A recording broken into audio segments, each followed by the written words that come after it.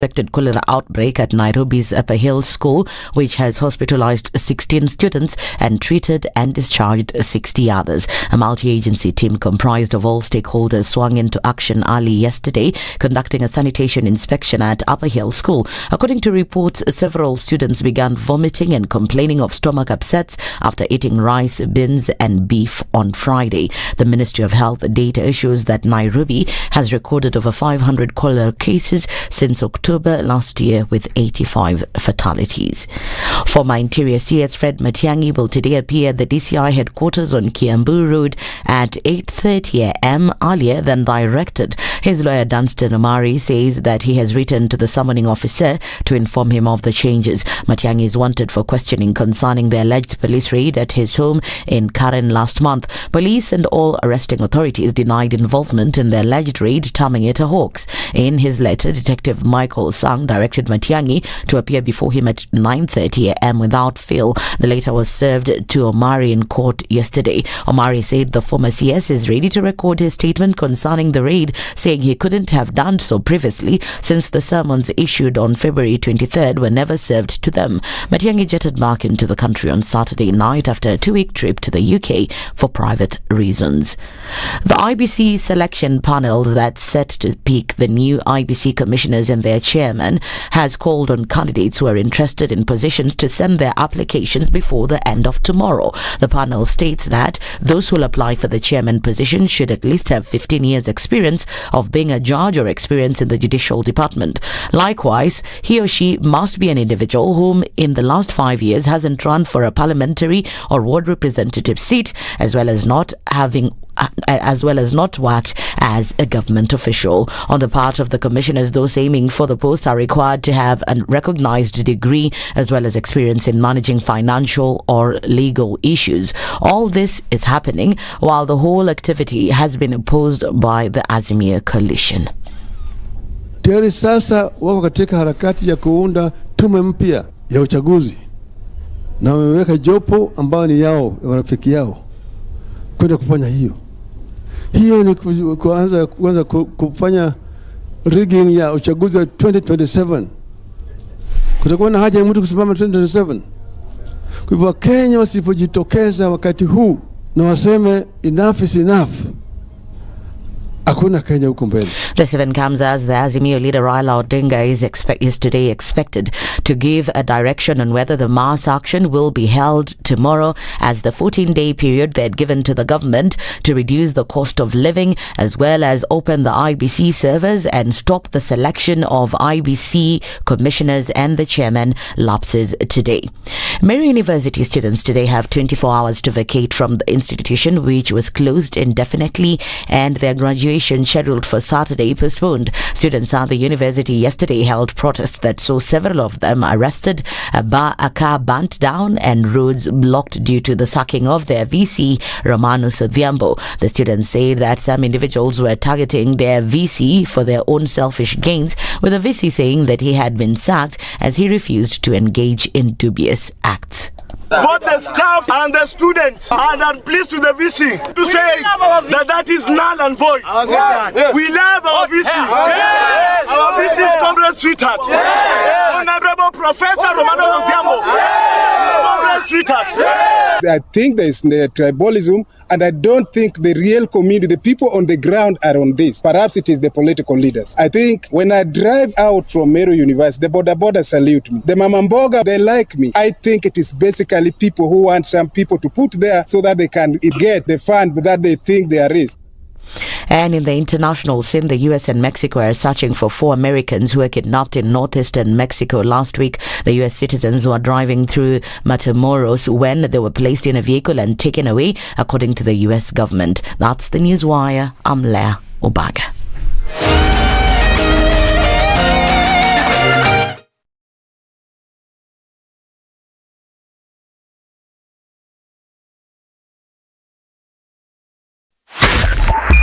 .5 SpiceFM, Kisumu.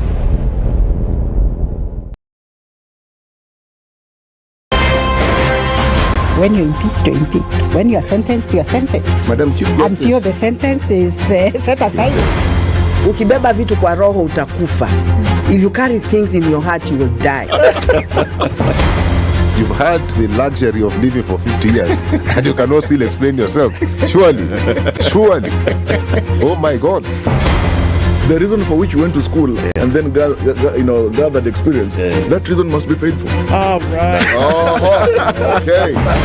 This level. Shape up or ship out. Levels don't change. No. Since I'm not shipping up. You know my business partner here. Shipping out. Are we talking about the ship in the bathtub? Or the ship man. Emmanuel Talabu used to tell us a story of they were in school and they'd been told to write composition about a ship. His classmate raised a hand. Teacher, are you talking about a ship or a ship goat?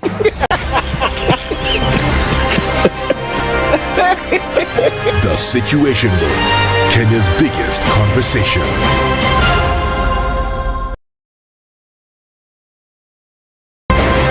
Congratulations. You've seen the hand of the Lord. Thank you very much. I've earned another title today this morning at SpiceFM. Mama Justice, I don't mind it. Joel in Kericho. Salama sana Heri, habari ya asubuhi. Salama bwana, mambo namna gani? Salama kabisa bro. Mambo ya Aina Moi kuliendaje? Mambo ya Aina Moi, vile nilikwambia ndugu yangu, alienda asubuhi na ile gari ya kwanza. I must have missed it. So did I. even if somebody was to render you irrelevant, there is still work you can do. Okay, sawa. I deserve to keep you accountable. You deserve to give me a report. You don't work for me. I don't work for you. You work for me. Do you like that Freudian slip? Lovely, isn't it? Thank you very much. The Situation Room, Kenya's biggest conversation.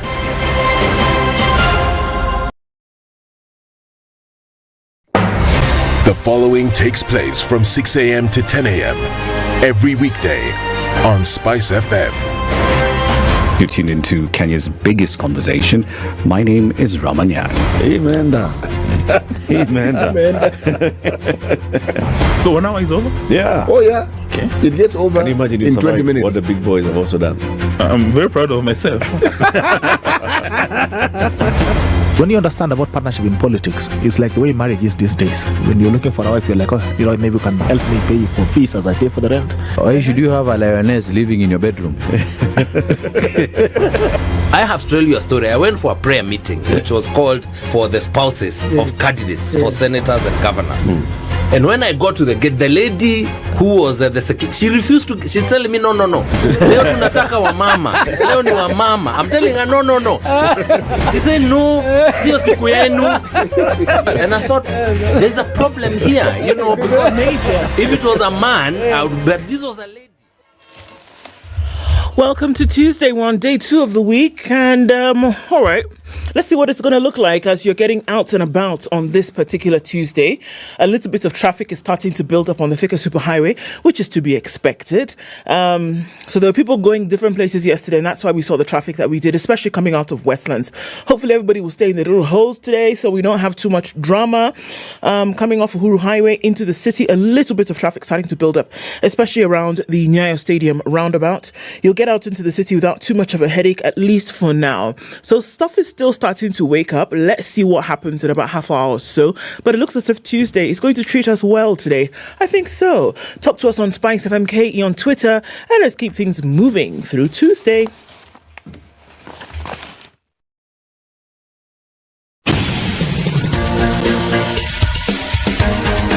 This is The Situation Room, the home of hard-hitting political commentary and penetrating insights about the state of the nation. This is a talk radio experience like no other. The Situation Room, a place for hard truths, debates, and elevated conversations. The Situation Room, witty, political, engaging, deep, controversial. In the room, we have C.T. Muga, researcher, academic, seasoned political observer, a fountain of wisdom in these politically uncertain times. Ndu Oko, Nigerian by birth, Kenyan by choice, communications expert, Pan-Africanist, a truth seeker and believer in people power, and Eric Latin, agent provocateur, the man in the chair, seasoned journalist, news hound, a man who believes in punching up, not down.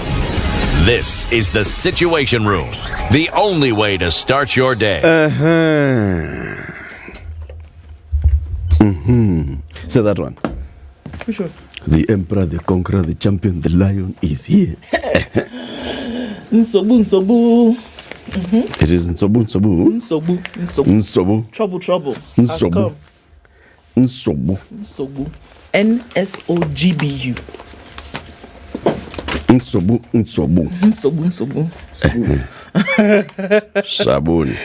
Sabun. Did you say sabun? So what does Nsobu mean?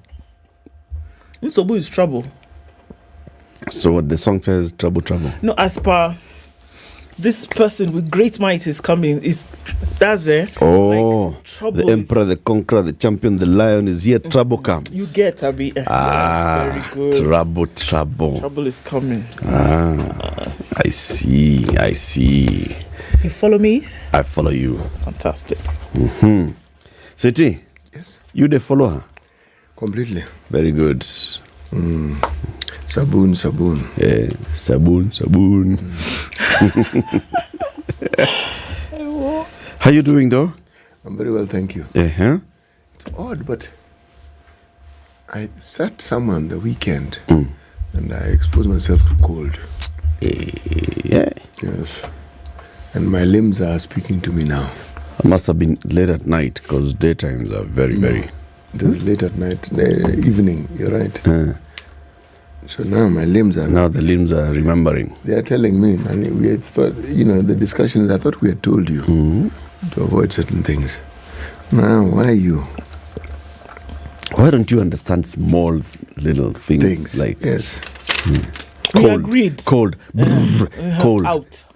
Out. We agreed that when you see cold, all of us will carry ourselves and go inside. But now you don't stick with the MOU. We said we don't like this thing. You still carry yourself and go and sit down. Then later you come and start complaining to us that why are we moving slowly? Meanwhile, we had told you before, don't take us where?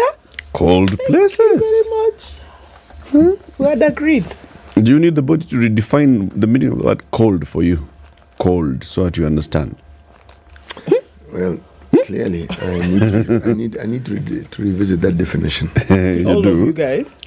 Yes. Pole lakini. Pole city. Pole. The limbs will warm up. And then in here doesn't help much, does it? Yeah, but somebody comes in here and does those things. They just come and they bring a frost up. They spray it everywhere. How you doing though, Ndu? Fine, thank you. You're well? I am. Very good. Very. Eh? This selection for schools, my friend. There's a selection for schools. Confusing things on the planet. There's a selection for schools. It's the final selection with the for this year's candidates. Yeah. National school cluster 1, 2, 3, 4. I don't know. Extra county school cluster 1, 2, 3. I don't know. So you have 4 choices for national school. 4 choices for national school. 3 for extra. Choices for extra county. 3 for county, and then 2 for sub county. And you kind of have to do it whether you're going into the same system or not. So far as you're going to sit the KCP, you will select the school, whether you're going to use it or not. Yeah, it's important. So that was a fun exercise. Now I understand why people get messed up. Because you go through the classes. Have you been taken through this thing by the teachers? Have they called the parents and said, so this is it? Okay. But now, my friend, when you're doing it now on your own. When's the deadline? 30th of March. So between now and 30th, you do your homework. But well, ideally, you should have done your homework through the years so that you know what better schools to select for you. It's already done, so that's fine. I'm just thinking about folks now, for number one, who have no idea what's going on, who didn't sit through a parent-teacher thing, and then you just say, oh, okay, national school, you just pick, cluster, you just pick. And once it goes into the system, that's it. That's how you find yourself with your child who has been selected to go to Kiachavali something in where? Which is 700 kilometers from where you are. And you have no idea. You just think, this looks interesting. Put it. You don't even decide. You don't even looking at which cluster. And it's important. The clusters are important because that's exactly what's happened. They've been clustered. How are they clustered? So you'll find that these, I'm going to call them the popular national schools, right, are all in one cluster. So you won't go and select Alliance. Like the big ones. You will not select Mangu. So if you select Alliance, that's it. You can select Alliance, Mangu, Starehe. They're all in the same cluster. Yes. Okay, so like the old Lenana. These are in one Those cluster. old national schools. Then now if you go to extra county, now you will find State House, Precious Blood. The old provincial all schools. Of them in one cluster. All right. Like that. Then you'll find that other clusters have schools whereby people would not necessarily select in areas where they would not necessarily go. All of them have been put in one cluster. And they're alone. So you have no choice but to select from that cluster. Mm-hmm. And it is a requirement. Yes. You must select from that cluster. Yes. I was just like, wow, okay, this is interesting. Wow. So if for whatever reason she actually goes to a Kenyan school, I'm just like, wow, you have to make sure that your selection is correct. Otherwise, because again, even in that first cluster, if you all just go for the big ones that you know, the chances of you actually getting into that school.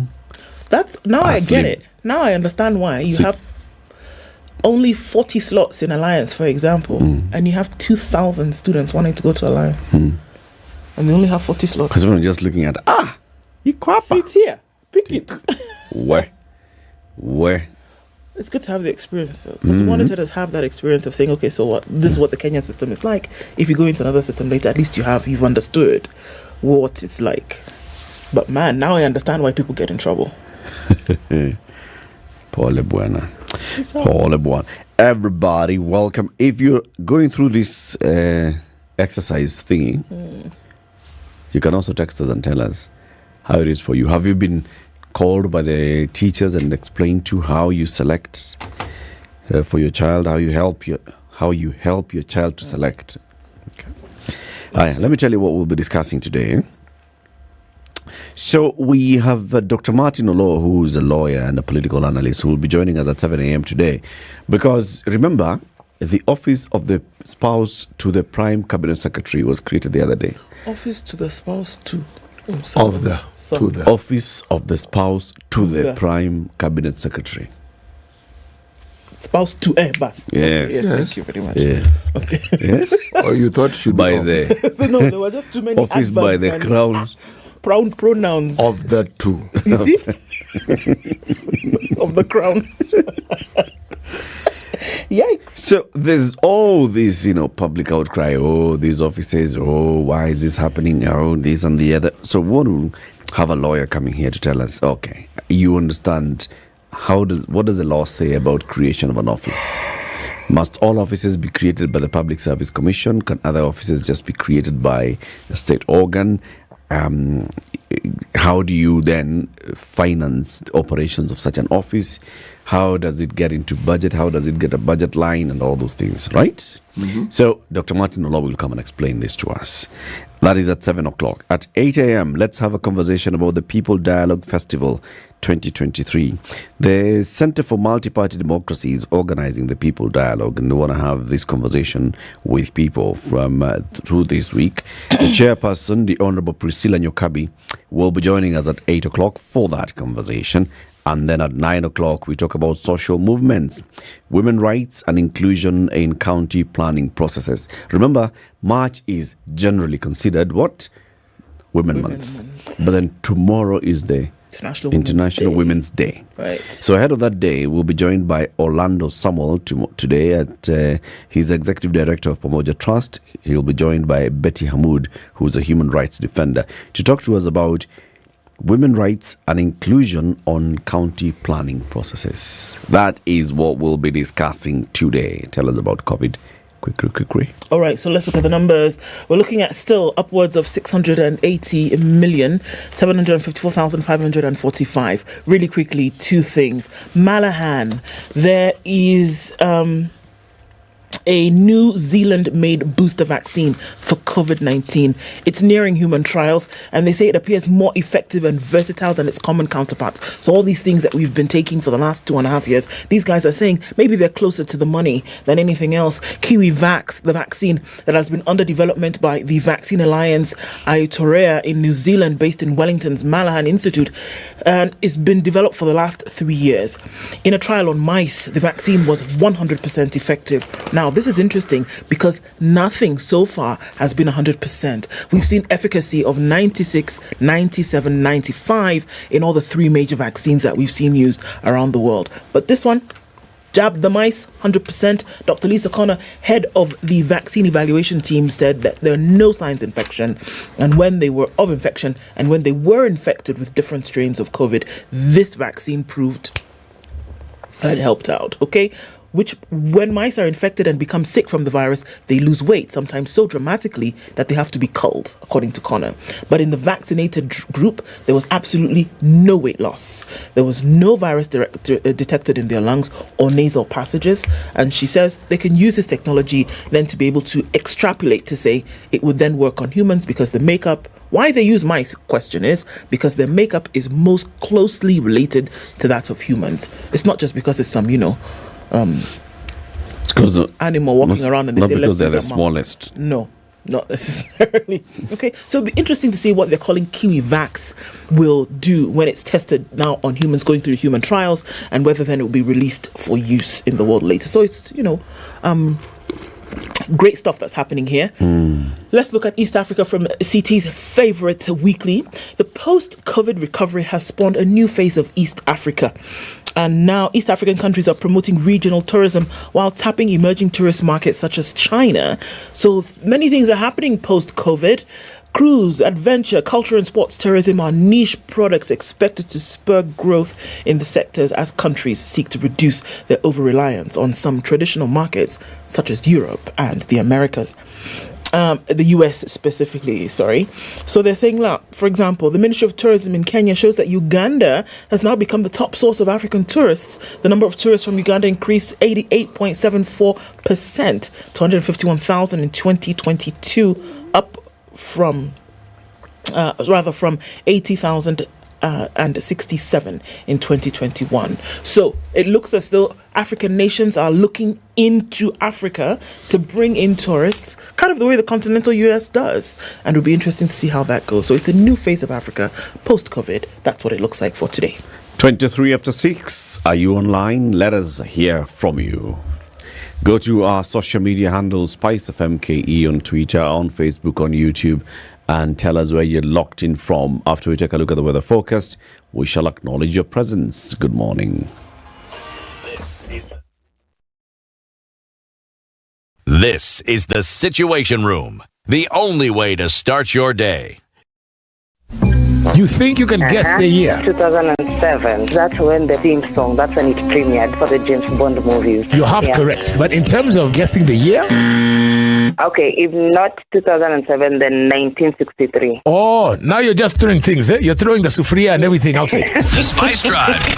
Big hair and the biggest hits from the best decade. Tune in to the Spice Drive with me, Edward Quatch, 3 to 7 in the PM. The Spice Drive, only on 94.4 Spice FM, Nairobi. Damn. Cloudy conditions in Nairobi this morning. We'll see highs of 29 through Tuesday, and we'll see highs of 31 in Nakuru. It's clear this morning. It's clear as well in Nyeri at 11. It'll come into highs of 28, and 28 will also be the high in Eldoret, where it's clear this morning. A crispy morning at 13. Partly cloudy conditions in Mombasa at 25, and we'll see partly cloudy conditions at 26 in Malindi. Kisumu was clear at 19, highs of 33 today, and we'll see highs of 33 as well in Kakamega. It's 17 and partly cloudy in Kampala. We'll see highs of 32 in a mostly cloudy Dar es Salaam at 27. Mostly clear in Joburg at 15, highs of 25, and we'll see highs of 33 in a cloudy Lagos at 26. It's 24 and mostly clear in Kinshasa, highs of 32. And looking out into a hazy Beijing Tuesday afternoon, it is 13 degrees going to highs of 21. It's cloudy at 4 in Paris, highs of 8, and we'll see highs of 6 in a rainy London at 4. Looking into New York Monday night, it's 7 degrees and cloudy. Coming into Tuesday, highs of 11 and lows of 1.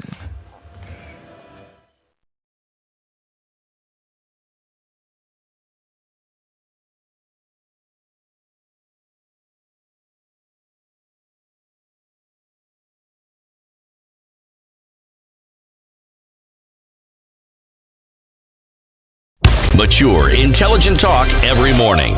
Spice up yourself.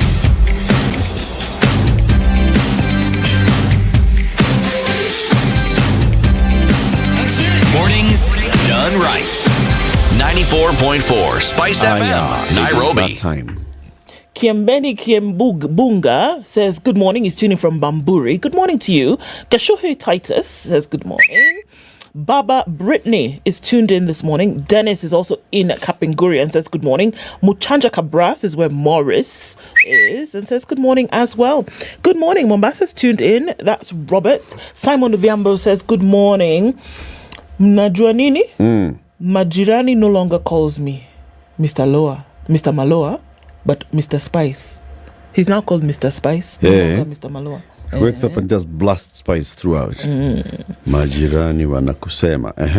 Shuaibu Jalo says, good morning from the land of Blood Diamonds and Lion Mountain, Freetown in Sierra Leone otherwise.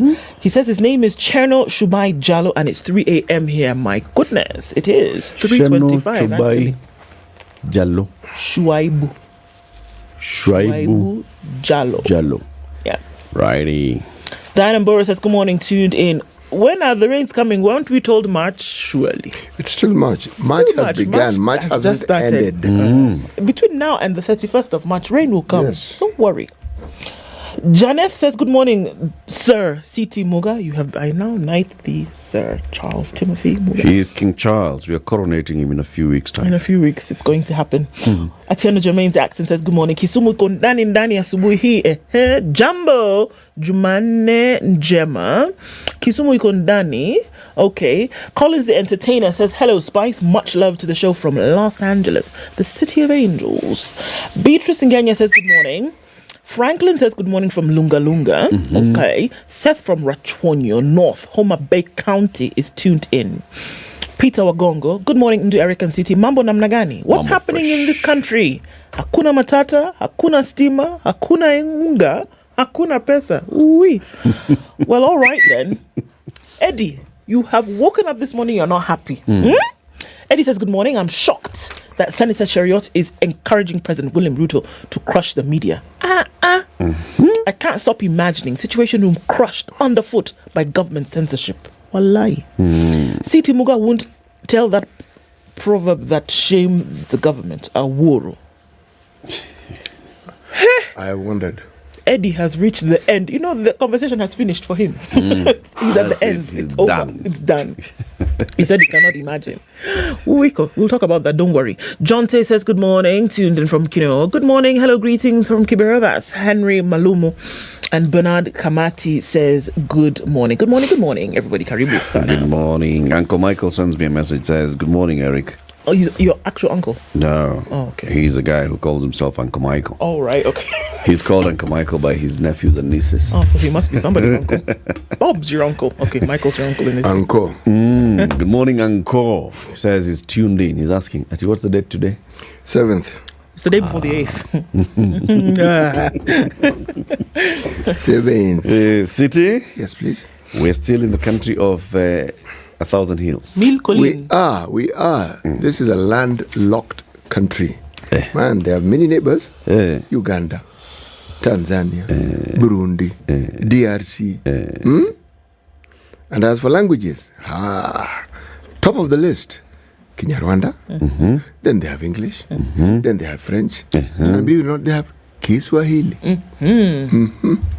Languages spoken in Rwanda. Now the proverb. You can outdistance that which is running after you, but not what is running inside you. Say what? Say, you can outdistance that which is running after you, but not what is running inside you. You want me to say what again? No, I got you. Got me. You can outrun that which is running after you, but not that which is running inside you. Yes. How deep? I have been informed by Ndu that I have been gotched. I got you, CT. I got you. Gotcha. She has gotched, huh? I've been gotched. Bas. All right. Shall we look at the newspaper headlines? Let's do it. On the front page of the Standard this morning, we are looking at Inside Ruto's 200 billion shilling budget. Now you wonder, what is that? That's the spirit. President assented to a bill that allows the government to spend 200 billion shillings before the end of the financial year, which, is just 3 months away, with hustlers and suppliers among the major beneficiaries. That's on the front page of the Standard. Now, just to the top left, experts sound alarms as rivers and lakes dry up. So, something you might want to think about. Ex-soldier wins 30 million shillings against the KDF. That's an interesting story as well. Businesses are wary of mass action deadline as it nears, because they're saying, okay, come on, man. It looks as though they might incur losses as the opposition rallies its supporters to demonstrate over the high cost of living. So there's a bit of a interesting moment. There's a spot of bother. A spot of bother. That's what it is. I got you, CT. Okay. The Daily Nation tells us today that y'all need to buckle up. This is interesting because if you put these side by side, inside Ruto's 200 billion shilling budget, there is some 10 billion that will be used in mitigating the adverse effects of droughts. Okay? And there's also here on the front page of The Nation, which says, buckle up, storm gathers over economy amid grand promises. Treasury CS Professor Jogona Ndungo says, from all the things we have analysed, 2023 is not looking good. There are clear signals that it is going to be a tough year. So, there you are. Why there's a fuel shortage? Did you know there's a fuel shortage? No, I learned when I read about it. Sinio? There's a fuel shortage. Yeah, tell us. I'll tell you about that in a bit, but there's a question asked about why there's a fuel shortage, so we'll give you that information. There's outrage, and in the hearts there's war and pestilence over the senator's anti-media tweet. Journalists condemn Chariot's brazen attack on press freedom. Fresh prison. That is also possible. Yikes. So, he said some interesting things yesterday and posted them on Twitter. We'll look at that story a little bit more later, shall we? Okay. On the back page of The Nation, KNTC's 21 billion shilling tender for foodstuff has been queried. Where? Let me tell you what's in the Business Daily. Where were several headlines, even in the ticker. So, apparently, last month, Kenya Airways had to make, on several flights, 3 emergency landings in February alone. The national carrier was forced to make unscheduled landing in London's Heathrow, JKIA, and Livingstone, Zambia in February, according to Flight Radar 24, a site that tracks aircraft in real time. Now, Kenya Airways is blaming aircraft manufacturers Boeing and Embraer for the plane defects that saw the national carrier make those emergency landings in a month. It says those defects triggered an emergency landings, adding that the other carriers flying the same model had faced similar troubles. Is that a lot? Is it 3 a lot? 3 in a month. Ooh, unscheduled stops. Yes, it is. It is. But Kenya Airways says the quality issues do not affect the immediate safety of flights and that Boeing and Embraer are working on upgrades. That's the headline on the Business Daily. Voila. Okay. Another headline. Now, there's a bank called First Community Bank. You know about it, huh? Yes. The First Community Bank. It's a Sharia-compliant bank. It's in Kenya. So, since 2018, this bank has breached the levels set by the Central Bank of Kenya for amount of money that they ought to have. Okay? Now, they have gotten some reprieve because a Mogadishu-based bank will pay 2.8 billion shillings for a controlling stake in this bank in a deal designed to shore up the capital levels of the Kenyan lender that is in breach of the regulation. It's called Premier Bank Limited of Somalia and has been in operation for under 10 years. It has been offered 10.8 million shares in exchange for a 62% stake in First Community Bank. So some Somali bank has bought a stake into the Kenyan bank and has put in some 2.8 billion shillings. That will hopefully show up the cash ratio, the capital ratio of the bank. In order to allow them to stay afloat. Okay. And at least now be in line with the CBK regulations. Ticker headlines: how the debt ceiling shift policy shift is affecting the budget. So the Treasury will cut the budget for the next financial year by at least 133 billion shillings if MPs reject a proposal to amend the current debt ceiling of 10 trillion with a new measure based on GDP. If MPs do not go with what the cabinet has proposed, let's actually shift our way of, we just put it as a percentage of GDP, blah, blah, blah.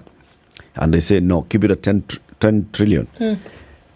Treasury will have to slash its budget by 133 billion. Higher. KRA to tax small traders who pull import items by item. There is a whole big story there. We'll talk about it. And Diageo's stake in EABL to hit 65% as their offers beat target. Remember, they've been advertising and they've been asking current shareholders of EABL to sell their share to Diageo.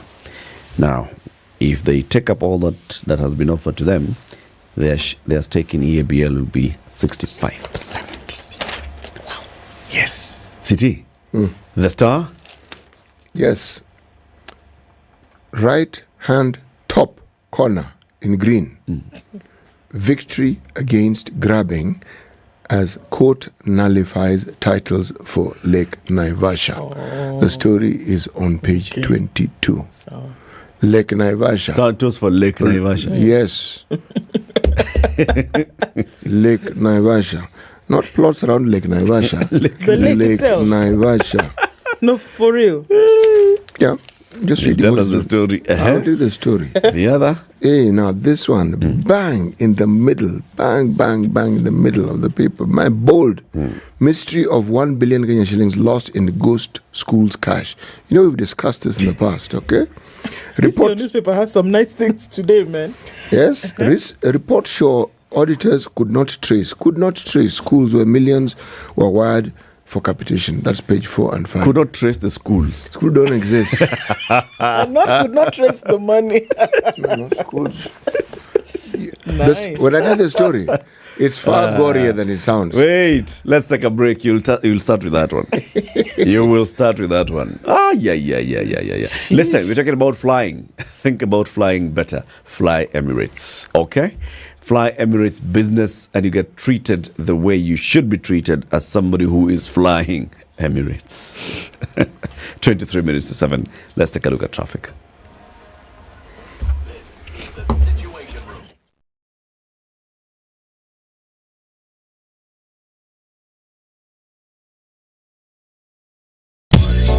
Yolanda Mulwa, DJ Absolute. When the gang is together, Got the sugar, got the spice. Yorada. Yes. I have missed you like hot hamburgers. Eh? Like hot hamburger. You know, bad boys give more money than you can count. Hey, bad boys get more money than you can count. If it's fun, it's funky, it's fresh, you're definitely going to catch it here. I don't know what you do every day from 11 a.m. to 3 o'clock, but if I were you, I'd tune in to Sugar and Spice only on 94.4 Spice FM, Nairobi. So if you say it's on the buildup of traffic in parts of the city today, it's coming off heavy on the Thika Superhighway, and we're seeing some traffic on Kiambu Road. Now, let me explain to you what's going on. You see that road going towards Thigiri, coming out at Red Hill? Okay, this is the thing. It's being dualed all the way to United Nations Avenue. So the traffic that is going to occur on Kiambu Road for the next however long it takes them to continue this dueling is going to be massive. So just prepare yourselves for the next few months, because as that road is dualed, they've started on the bridges, not Kiambu Road, off Peponi Road going towards United Nations. Peponi Road now connecting to Thigiri and then out towards Red Hill.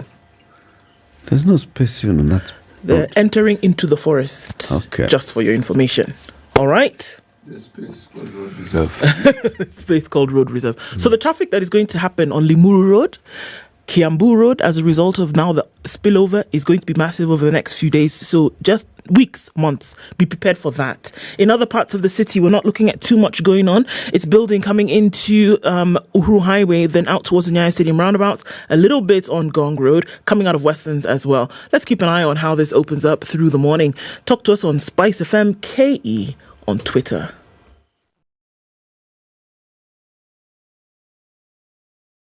Mature, intelligent talk every morning. Spice up yourself.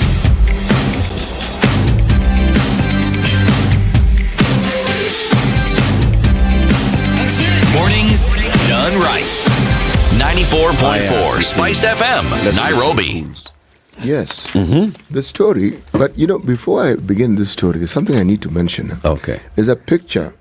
The Star has a bold headline, then there's always a picture. Yes. Now, this picture is a daunting one, it's a sad one, it's a tragic one. There's a boy who got 369 points in his KCPE. Now he's having to repeat standard 8 because he cannot get money to go to Form 1. 396. Yeah, that's why I said this one has to be mentioned. The gentleman is called Adrian Momanyi, 14. He scored 369 marks in last year's KCP exam, but his former school, Raburu Primary School in Kisumu, he's now going to repeat in that same school. He's going back to standard 8 for failing to raise fees. He was called to Kisumu boys, but he cannot go because he cannot raise the fees. Just thought I would mention it, since again it's a matter of schools. Yep. His primary school is called? The primary school is called Rabur. Rabur. Primary school is in Kisumu. It's in Kisumu. Kisumu County. Which constituency? Nyando.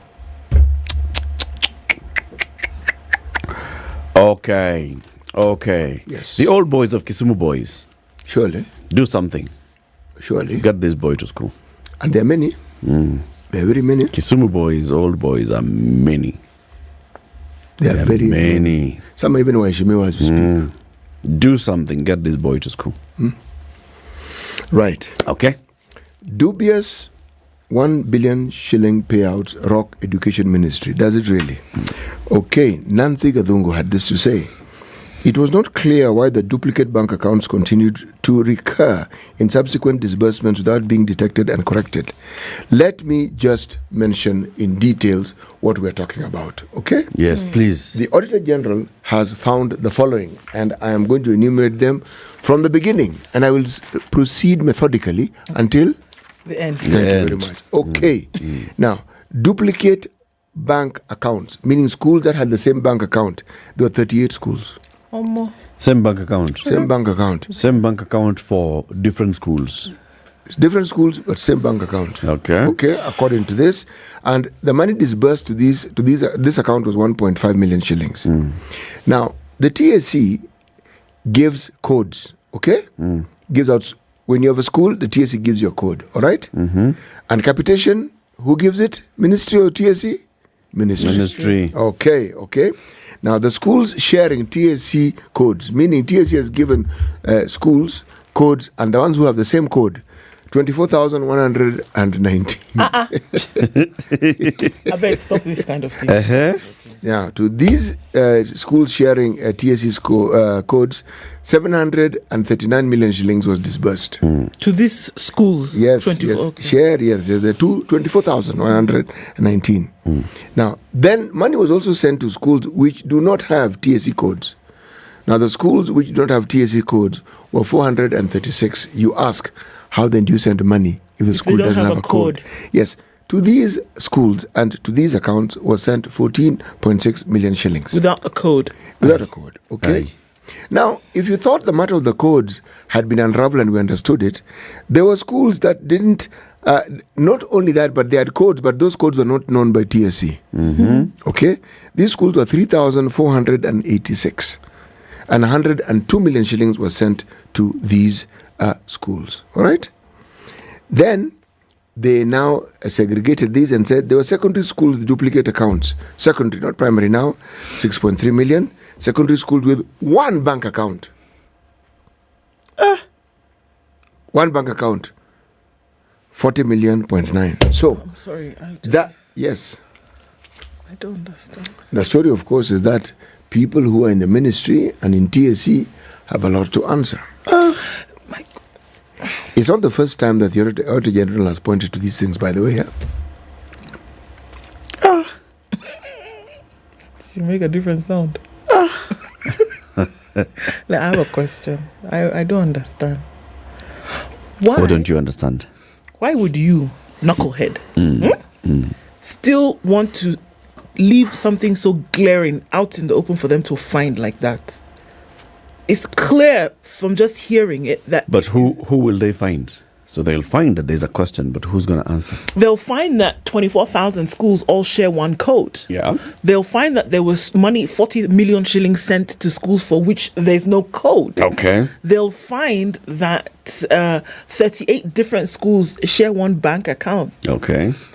So won't they start asking questions in terms of this particular bank account? Then who operates it, and how is it that all these schools then have their accounts coming to this one? Why don't they have their own accounts? Will they not start to ask those questions? And will somebody not have to answer at some point? Yeah. So as you were doing it, didn't you think that, there will cometh the day, cometh the hour? Oh, it's okay. Yeah. Okay. You see, a school doesn't have just one signatory. No, but there are 38 different schools. 38 different schools have one account. It goes into this one account. Fine. So who will you be asking? How many signatories do you have in a school? We had for operating an account. There are some accounts where you only require 2 signatories. That's for recurrent expenditure. That's the headmaster and probably one board member. But things that have to do with development and so forth, the chairman has to sign. Or in the absence of the chairman, the vice chairman, then the headmaster, and one of the board member. It's not, that money doesn't just leave the account. Yes. No. So who's going to ask those questions? No, but my question. So you're asking all those folk people. But all these schools, Shivalika girls, Kiambiaga girls, all of them, their account is one account in X Bank of Africa X. Let's say the account belongs to Shivalika Girls, all right? And CT is a chair of the board of Shivalika Girls. And then so there's CT as a chair of the board, there's a headmaster, there are 2 other board members, there's... But what does the account read? Shivalika Girls. But 38 other schools are using this account. Are you getting? No, they're not. Money has been sent to the account. For 38 different schools? For 38 different schools. Yes. Money has not come in there marked. So the holder of said account now is supposed to disburse to the different schools? No. Remember, this is against a backdrop of, let me read the headlines. Report shows auditors could not trace schools, okay? So the fact that there are 38 schools doesn't mean those schools exist. Bear that in mind, please. My head is aching. Okay? You see, how do you ensure you get a lot of money? Create many schools. Okay, just have one bank account. It doesn't mean they have to exist. Yes, so it's not one school being overpaid. There are 38 of them. I am now understanding the fraud. I get it. I get you. Yeah. I got you again. I've been gotcha. Tell us that story of that boy who is supposed to be going to Kisumu Boys. This gentleman is called Adrian Mumanyi. He's 14 years age. He scored 369 marks in last year's KCP. His former school is Raboro Primary School. He's now gone back there because he's repeating Standard 8. And he's repeating Standard 8 because he could not raise fees to go to Kisumu Boys that he had been called to. Yes. Rabor Secondary School. And he's supposed to be going to Kisumu Boys. Kisumu Boys. This guy needs to go to school. He does need to go to school. A friend of mine called Dr. Eric Aligula has texted saying he's offering to pay this year's school fees if others can also come in. Is that not a wonderful thing? Very good thing. Very good thing. Eric, the story is in the Star, and the school is Rabur Primary School. Yes, and the story has been written by Faith Matete. Yes. And he should be going to Kisumu Boys. Yes. Yeah. Amazing. Can pick it up from there. A very good gesture. Ile recording ya makofi. Ile? Yeah. Ile ya makofi. Yes, ile wacha tupigie yeye makofi sahi. Chap.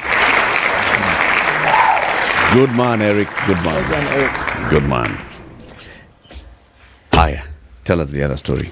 There's 200 billion shillings that's going to be spent as supplementary budget. Even as you are being told to supplementary budget between now and end of it. Only? Yeah, for only now. 200. This is for now. Okay, for now. Don't worry. There's Extra. more. 200 billion shillings is the budget that has been assented to by the president, which allows the government to spend this amount before the end of the financial year. So we're looking at the end of May. Abi? Yes. The hustlers and suppliers are among the major beneficiaries. Shall we look at how this money is going to be divvied up? Let's do it. 60 billion shillings has been provided for pending bills, hallelujah, by the government to assuage the pain to government suppliers. However, the amount is a drop in the ocean because the pending bills is upwards of 600 billion, right, across the country. So 10%, at least let them start doing something. Yeah. Okay. 6 billion is going to be spent in the recruitment of additional teachers and a further 2 billion to be used for the school's feeding program across the country. Okay. Sawa. Okay. So they have not finished recruiting. They're going to use some of it to at least take care of these small things that are happening that are causing some problems. 15 billion shillings. Agriculture. It's gotten a shot in the arm with 15 billion set aside for the fertilizer subsidy program. So 15 billion will buy fertilizer, put in your farm, grow maize, we eat. 10 billion shillings is going to be used in mitigating the adverse effects of drought. Now, it'll be interesting to see what they're going to do with it. They're not going to buy off livestock because there's really none left. They've all, unfortunately, more or less died. The settling of eligible pending bills remains urgent and sticky, according to President William Ruto, especially among county governments, that is affecting many suppliers. So this 60 billion, at least, is going to do a little bit of something to allow this, pressurized situation, be diffused. I have a question. Please ask. What is the prioritization of the 60 billion to be paid? Who's going to receive? Who will be the first on the list? Wait a minute.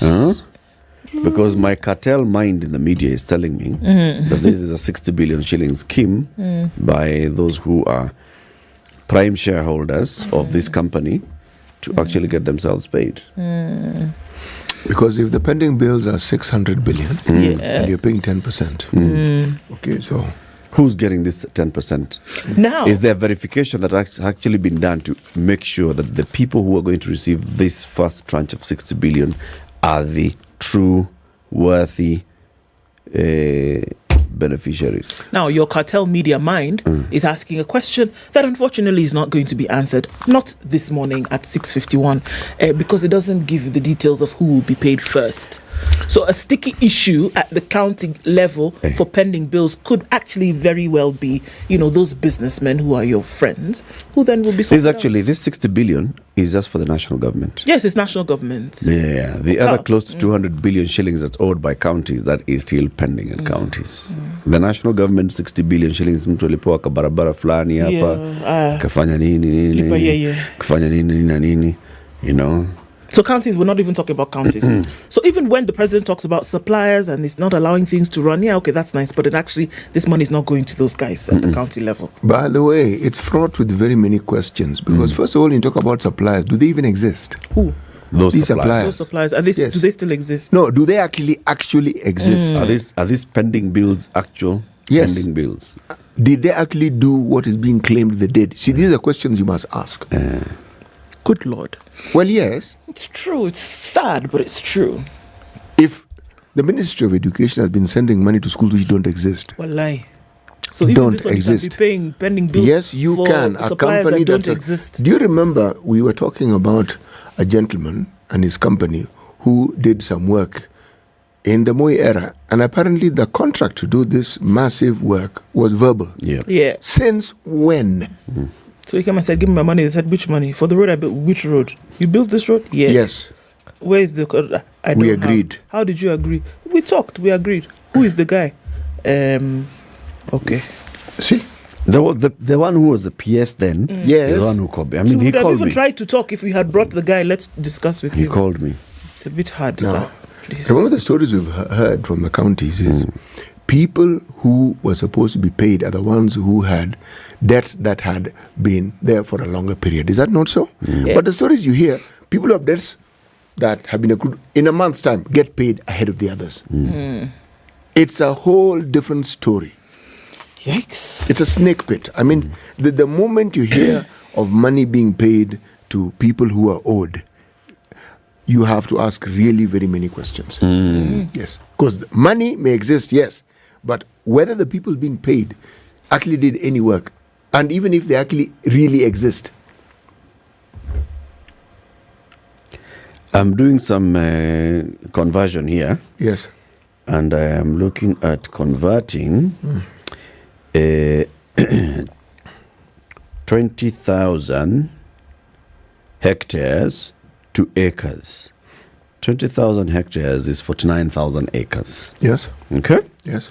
Now, Kenya has left Kenya and gone all the way to Zambia and has asked Zambia to give it land. And Zambia has given Kenya... Yes. Okay. Zambia has given Kenya some 40,000 acres of land to grow food and then bring it to Kenya. Okay? There was a meeting that was held between Kenya's Minister for Agriculture, Mithika Linturi, with his Zambian counterpart, Ruben Mtolo, in Lusaka. And during the meeting, Linturi said the two countries will put to pen a memorandum of understanding that will see Kenyan farmers allocated 20,000 hectares of land for large-scale farming. The deal will help us to achieve food security by allowing Kenyan farmers to get permits to practice farming in Zambia and export the food to Kenya. He further said that this will put an end to the hunger situation in the country. This 20,000 acres, 40,000 acres, we plant food there. Our hunger situation finished. Okay. And the Galana Kulalu project, what happened to it again? Those are several 100,000 of acres. Those are many. We just need We just need 40,000, boss. As long as they're not in Kenya. I should stop asking these questions. Yeah, They're not in, don't stress us. 40,000 acres in Zambia. Oh, we'll do the trick. Is great. You see that greater than sign? Is greater than. 40,000 acres of land in Zambia is greater than 500,000 acres in Galana Kenya. Kulalu. Yeah, it's greater than. Right? And will produce more food than the 500,000 acres in Galana Kulalu. Yes. In fact, faster. Quicker. Yeah. And the hunger situation we have in Kenya will come to an end. Yes. Yes. We have agreed to allow Kenyan farmers to start large-scale farming in Zambia and export their harvest to Kenya. We have one of the best farms and weather in Zambia, which is favorable for farming, and it will be beneficial to Kenyans. This is what the Zambian agriculture minister said. He said Zambia remains resilient and endowed with innovations that have turned around food security, generated employment, promoted trade for its citizens and for exports. Okay? Of course.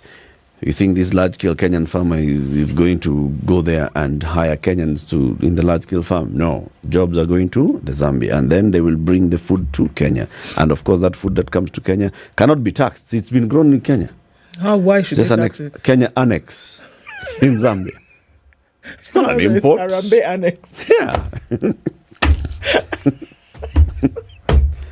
That food just comes here tax-free. I mean, after all. Yeah. The All food you need Kenya to do is growing. indicate there in it is I have grown 500 million bags of maize Finish. in Zambia. Yeah. Zambia is Kenya. It's your problem. Why are you taxing me? The other Kenya. Yeah. Allah. You know how big the Galana Kulalu ranch actually is? It's 1.75 million acres. Yes. And was there not a plan to allow these very same large-scale farmers? 500,000 acres of land was set aside. See, the PS was here. Yes. And he was telling us he's already processing people who are applying. And 200,000 was But what we need now, alone. you see, the problem there is we first need to do a large-scale dam. See, you need to bring the water. So you pump the water. You see, rivers in Kenya are drying. Zambia, it's there. And in Zambia, and 40,000 is 40,000 acres can do what 500,000 acres can do in Kenya. It will end the hunger situation in Kenya. As in, and establish economic prosperity for Kenyans.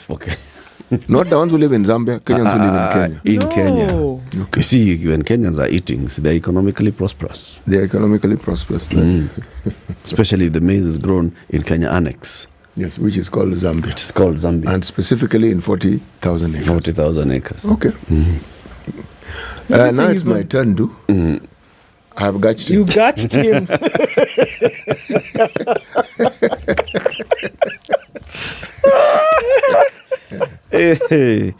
Okay. Okay.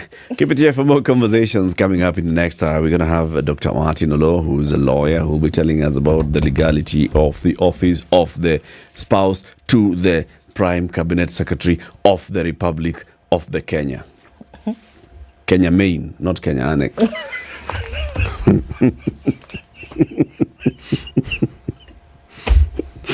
Remember, if you're thinking to fly Emirates.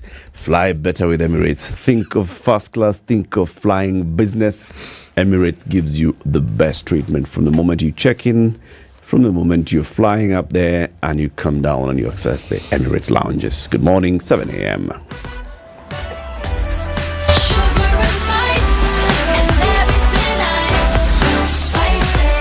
Spice up your life. Top of the hour on Vibes Radio.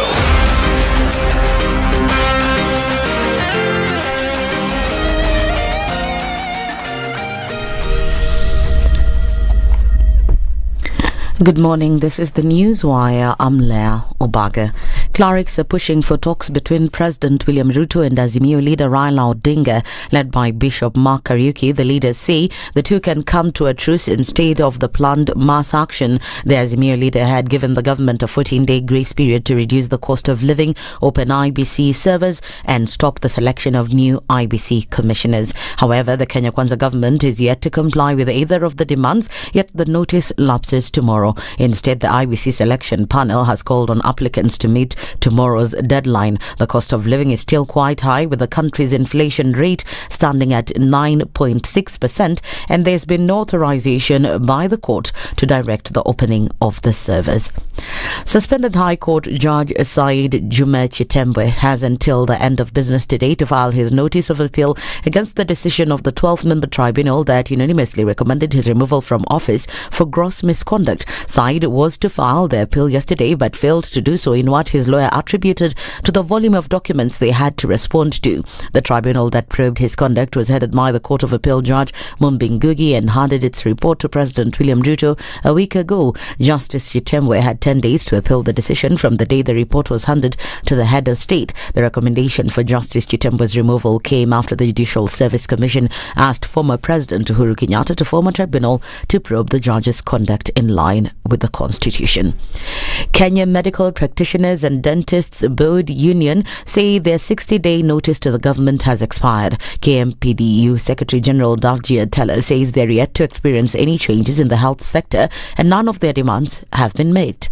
He, however, says that the Council of Governors will today hold a meeting with them and thereafter they'll announce the way forward to their members. Atela says the Ministry of Health and Council of Governors have failed to implement their 2017 CBA, which is, among other needs, pushing for increased salaries, promotions and appointment of more medics. That particular CBA, we took it to court, and on 20th of October 2021, the court made a directive to all the 47 governors, to all the ministers, to the Ministry of Health, that they had to comply with the court order. Again, on the part 5 of that particular court ruling or judgment, the court said that in the event that the governors do not comply and the ministry do not comply, then the doctors to proceed on industrial action. So it then means that if the government has not complied to this, almost 480 days later, then it means that we have to comply to the court order by proceeding on industrial action. That means if any doctor fails to go on that strike, if the government fails to implement the CBA, it will be considered contempt of the court. 10 Meru University students will this morning be arraigned in court in connection with the riots that affected motorists along the Meru-Mau Road. The university has indefinitely been shut down and graduation postponed. The students were protesting against the sacking of their VC Romanus Odhiambo. The VC's contract of service was set to expire in July and his contract was to be renewed. This, however, will not happen, and Romanus blamed this on a political witch hunt by Senator Kathure Murungi. Both the staff and the students are unpleased to the VC to say that is null and void. We love our VC. Our VC is comrade sweetheart. Honorable Professor Romano Odhiambo. Comrade sweetheart. I think there is tribalism, and I don't think the real community, the people on the ground are on this. Perhaps it is the political leaders. I think when I drive out from Meru University, the border salute me. The Mamamboga, they like me. I think it is basically people who want some people to put there so that they can get the fund that they think there is. Suspects behind the 67 million gold scam will be arraigned in court today. Detectives recovered 2 firearms and over 470 rounds of ammunition and a caliber believed to have defrauded 67.3 million from 2 American citizens. The detectives who were acting on intelligence leads arrested 8 Kenyans, 1 Indian and a Greek citizen in 2 separate raids at Nairobi's upmarket Kitusuru and Kilimani suburbs in the scam that targeted foreign investors. The suspects have been out on a 100,000 shillings bail each. And in the international scene, France is set for disruption to transport and public services as unions protest against plans to raise the pension age from 62 to 64. Most train and metro services have been cancelled today and many schools will remain closed. That's the Newswire. I'm Leah Ubaga.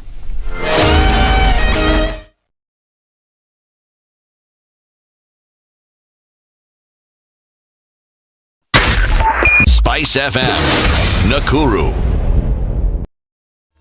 All right, at a few minutes after 7 o'clock, we're looking at traffic that has built up on Uhuru Highway, going out past Nyayo Stadium into the city. That looks pretty busy already. We're looking at Ring Road Westlands with some busyness happening right around there. Also, coming off the Red Hill Link Road, there's your option to get away from the traffic that's happening on Wayaki Way. Coming up from James Gishuru, we're looking at some traffic as well. Okay, what's happening on Mombasa Road? Not really in terms of traffic. That should not cause you any problems, at least not for now. All right, let's take a look in a short while. Looks like Tuesday might just turn out to be fantastic, but knock on wood and all those good things. SpiceFM KE on Twitter. Let's keep things moving.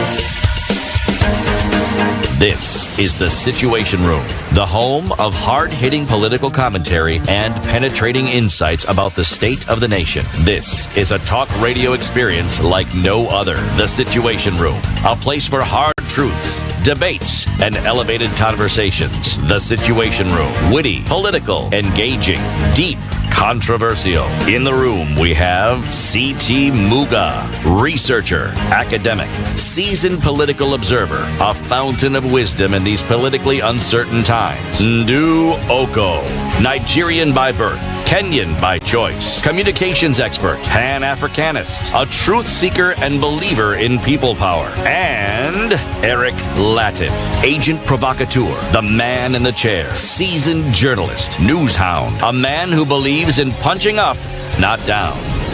This is the Situation Room, It's the only way to start your 7 on the 7th of March 2023. Welcome to the second hour of the Situation Room. Happy Tuesday, wherever you tuned in from. Thank you for joining us on KTN Home, on Spice FM, online. We are going to have another conversation this hour, and we're joined by Dr. Martin Olo. Dr. Olo is an advocate, he's a law lecturer, he is an analyst and a commentator on very many things. Good morning, Dr. Thank you. Good morning very much. And I think that having listened to your profiles, I think I'm just a street guy. Yeah, I'm a street guy. A street guy. No, us guys are cartel. You guys are cartel. The three of you. Good morning, our listeners. Welcome. Good to have you on the show. Thank you very much. Nice to have you. Actually, it's good to be back. I miss this gang. I think this cartel is one that you should wake up with in the morning. It's a good cartel. Good cartel. Not all cartels are bad. Yeah. Cartel is not necessarily a bad thing. It's not a bad thing. Yeah. Yes. Some should be crushed. Yes. But some should be let to. Some should be let to survive. You are going to hear the day's proverb from the cartel Coco champion, City Muga. I'm waiting. Yes, our proverbs for the whole of this week are from the country of Rwanda. You can outdistance that which is running after you, but not what is running inside you. You can outdistance that which is running after you. Yes. But not what is running inside you. Yes. Fantastic. Okili, a quick one. What do you think they're saying? They are saying that the only truth you cannot run away from is that's inside you. The rest, you can skirt around, you can give excuses, but not that is innate. So I think it's phenomenal. You cannot run away from your own demons. No. So like the cartels cannot run away from their cartelism. You can run away from whatever we're told, but what's inside inabaki pale pale. Stays. Kabisa. Now, there's it's good that you're here because you understand the law, you teach law, your students are practicing law. We need to understand something. On the 25th of February, that is this year, there was a new office that was established, the Office of the Spouse to the Prime Cabinet Secretary. And it's of the spouse to the Prime Cabinet. Or to the office? Is it of the spouse to the office? Office of the Spouse to the Prime Cabinet Secretary. Thank you very much. Okay. The spouse is of the Prime Cabinet Secretary. The spouse is to the Prime Cabinet Secretary. Got it. It's Office of the Spouse. Now the office is belonging to the spouse. Thank you. Okay. We're clear so far. So far, so good. Yeah. And when it was launched in Westlands, in attendance of course, the Prime Cabinet Secretary, his spouse Tessie, and several dignitaries as well as invited guests. And they said the office will be focusing on improving the lives of children and families, advancing causes that bring dignity to persons living with disabilities and the elderly. It'll be enhancing health with an emphasis on maternal and child health care, protection of the environment and improved sanitation. And that is what it'll be committed to promoting the well-being of Kenyan citizens by doing those things. And the Honorable Musalia Mudavadi, the Prime Cabinet Secretary, said, I believe the days when the spouses of political leaders only appear in ceremonies and say or do nothing are gone. Their contribution in our family setup should be mirrored to the larger society, for they learn so much from our daily leadership engagements. Forming the office of the spouse to the Prime Cabinet Secretary is a step in the right direction. He said Tessie, his wife, has stepped forward with Ushiriki Wema initiative to scale down the huge gap that lies within the differently abled people in society. Let us stand out and come forward as a society so that we can pull together and support Tessie in this noble cause that will impact many lives. Now, very many people reacted to this and they're like, what do you mean you're creating an office? What do you mean? What is it for? Now, if you look at what they say she's going to be doing, she's going to be focusing on these particular issues and the areas that the office will basically be performing in. They sound noble, don't they? They do. They do sound noble. They do. The question there is, what is the journey to creating such an office legally? First of all, let's separate the issues. Let us. Let's separate good intentions. Let's separate concerns and the preoccupation that any Kenyan, whether they are a spouse of the cabinet secretary or the spouse of the president, or indeed whether they are the spouse of a street guy like myself, any Kenyan is free and perhaps is expected to have some values and some virtues to live for and to want to make a difference in this country. So to that extent, that's absolutely spot on. Indeed, it is something that a spouse of any leader should do without even us knowing.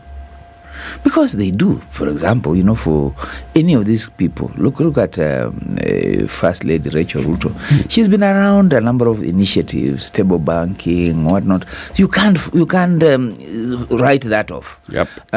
If you look at maybe even Dorcas Rigathi, she's a pastor. She's involved. There are things she's doing. No problem about it. Those are very important things. The issue is, why would you elevate those issues onto the state, onto the public, and therefore onto the state coffers?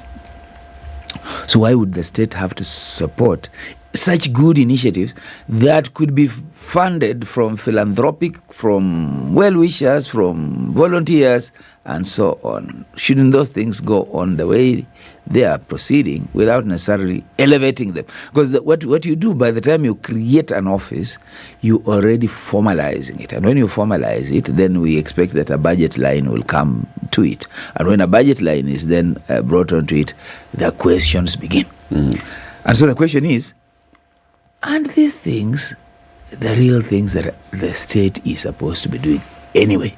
Yeah, they need a Isn't champion. the state supposed to be championing poverty reduction?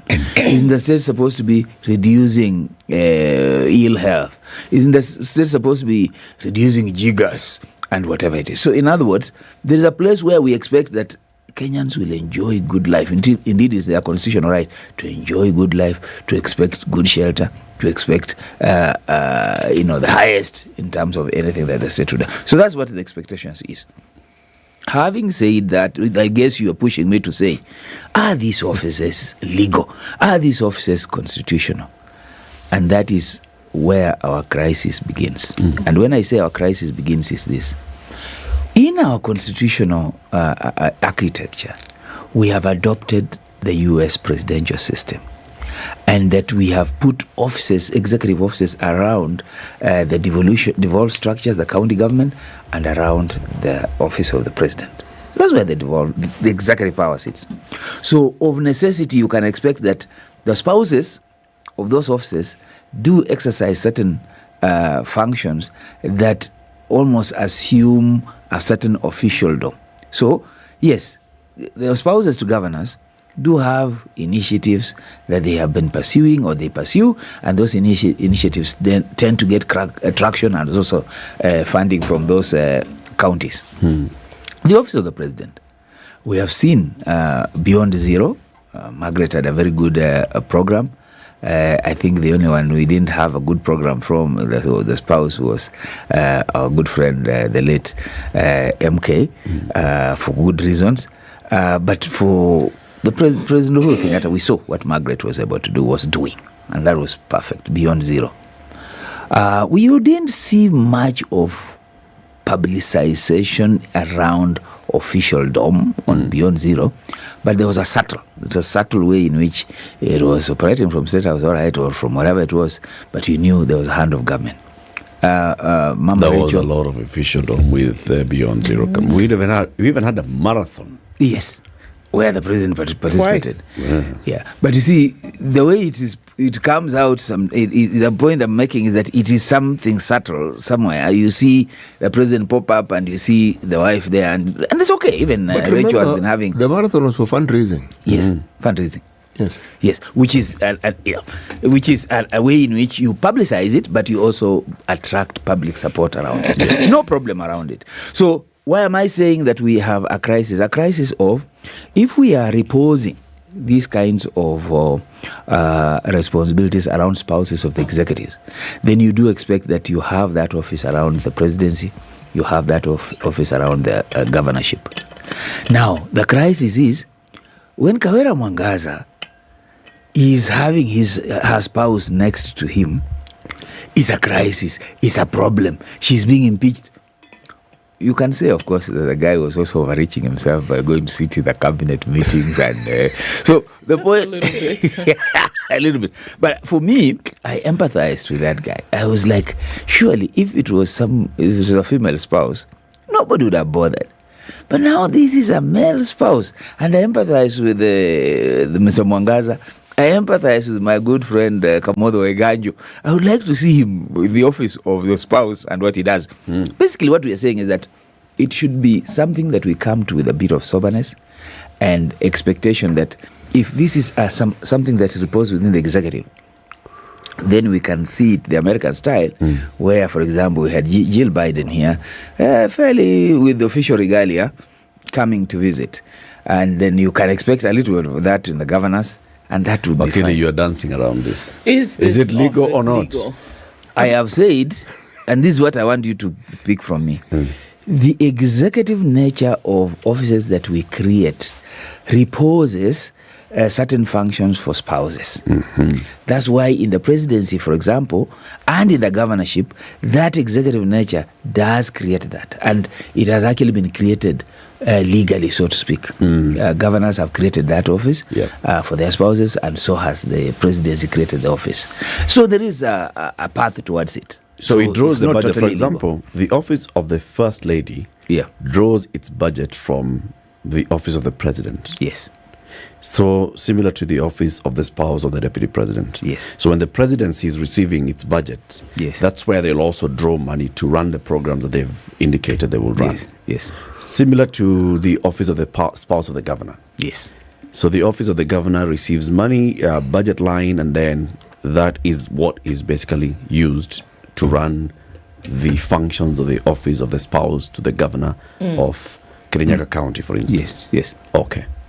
So there's room. There's and room. I'm talking about it from the executive perspective. There is no constitutional overreach here. No. Okay, so let's look at what then is in the Constitution, because we know that with the new Constitution, the offices were clearly demarcated and then who was able to run what with these provisions that you speak of right now.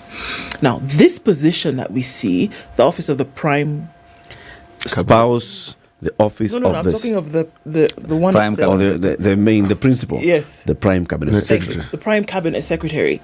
Now, looking at that office, this is the first time we've seen that, at least ever since, the new constitution of 2010. So now when you ask if that office comes to the new administration, I mean, one would assume that that's ensconced in law, that was then stipulated for. The question is, by virtue of the fact that this office of the Prime Cabinet Secretary has been established, does it then automatically allow that the spouse to this office then should be made provision for? Can I just append a question to yours? Please. If I may. Append away. This office we speak of, is it a legal office? Is it in law? Let's start there. Which one? The Prime Cabinet. Prime Cabinet Secretary. I need to understand. I think that's the main question. The office of the Prime Cabinet Secretary is neither a constitutional office nor is it a statute office. Okay. It's not. And you know that when this office, when the proposal came up, the current the President Ruto said he was going to introduce a law to create that office. Indeed, when you look at the memorandum that they signed between ANC and UDA, it anticipated the creation of that office through statutory provision. So it's not. And that has not been done yet. Yeah. Therefore, technically speaking, this is an office like any other cabinet secretary's office, which is established under the law and under the presidency. Now, when I was saying about the executive repose and this constitutional mandate under crisis, is that the problem we are having with that office is anticipates a prime minister. Okay?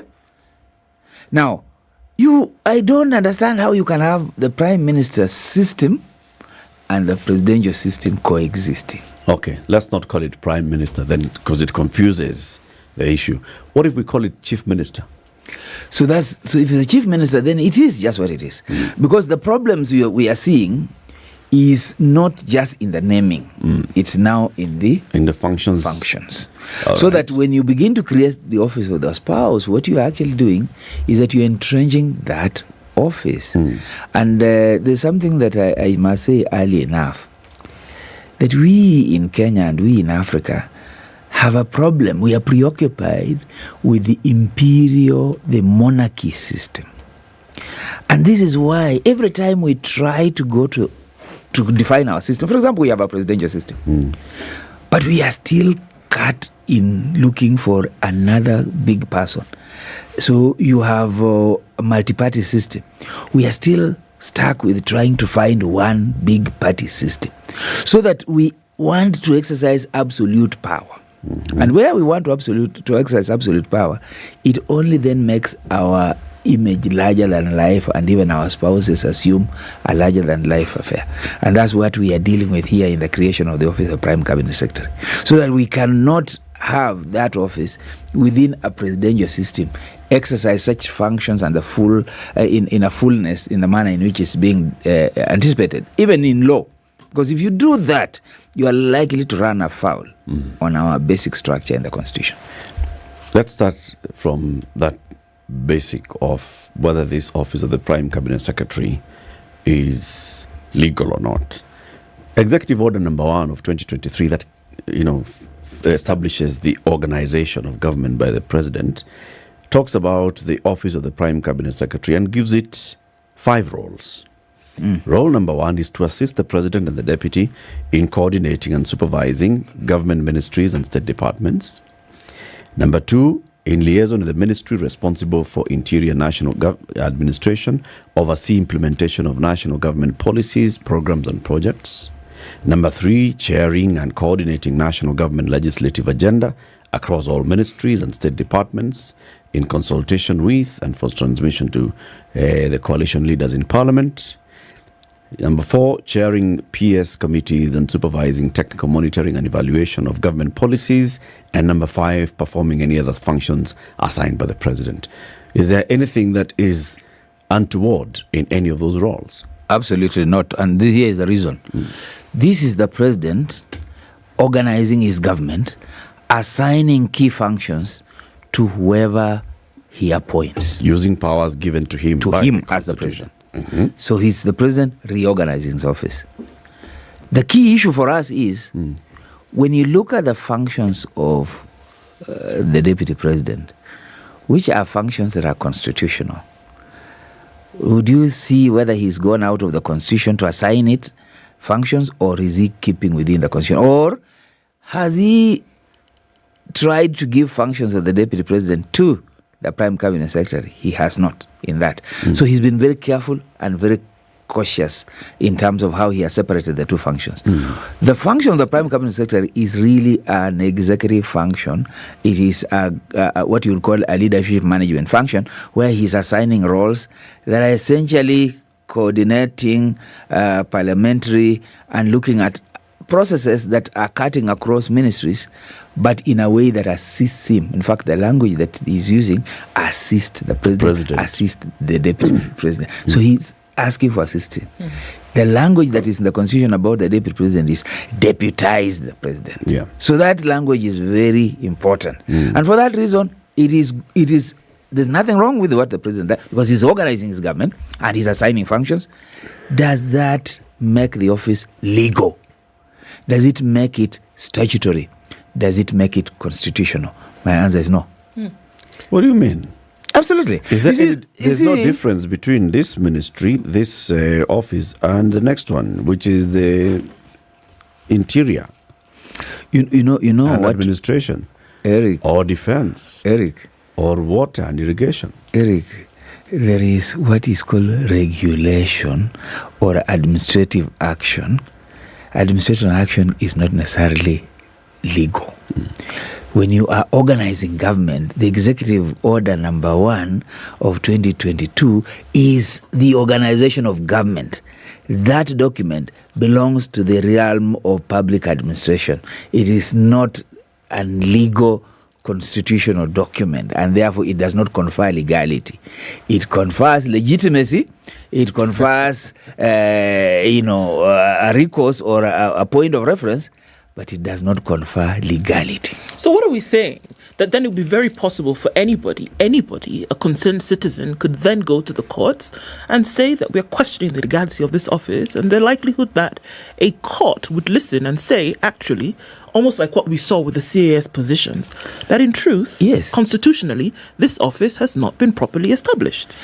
Now, this is the most important point that we need to take home. When the legal experts questioned the establishment of the CAS, the Chief Administrative Secretary, they asked whether the process of creation of offices in the public service had been followed. What did the president do? President Ruto followed that process, allowed the public service to do what it needed to do, and advertise the position. What was the difference between this process and President Uhuru's? President Uhuru simply appointed. He created the office and appointed. He never followed any due process. What the President Ruto did is he went and created the offices through the public service, allowed the public service to interview. When they went to court, the court agreed, said, look, we think the president has followed the process. And now the process, it's been, the recruitment has been allowed. So the issue was to create an office in public service, you need to go through a process. What is the process that the president has followed? Number 1, he has used the executive order. Number 2, he has created that office within his powers to appoint cabinet secretaries. Okay? So that's actually a cabinet secretary appointment. Yes. That's what it is. Only that roles have been assigned to that office that are coordinative in nature, assistive in nature, and therefore it makes the role answerable to the presidency. Now, what's the difference between what the Prime Cabinet Secretary is doing in Ruto's government and what the Dr. Matiang'i was doing in Uhuru's government is that Uhuru assigned that again function with an executive order. But then the Dr. Matiang'i was first among equals. So he wasn't the Prime Secretary, but he was first among equals. That's the point. Super CS. So that is the same thing that we are seeing here. His was not constitutional, neither was it legal. It was administrative. Same to what we are seeing with the Dr. Musalia Mudavadi. In your view, is Musalia Mudavadi equal to Kithure Kindiki? He is not equal because what the president has done is to give him a little bit more powers that cut across. Now, what you are saying is Kithure Kindiki is responsible for coordination of national government. Now, coordination of national government for Kindiki is seen vertically. He's seen in terms of Nairobi down to the village. He's seen in terms of how that is coordinated from the village to the sub-counties, to the districts and regions, and eventually Nairobi. It is the role of the provincial administration, before called, now they call it the national government officers there. That is the role.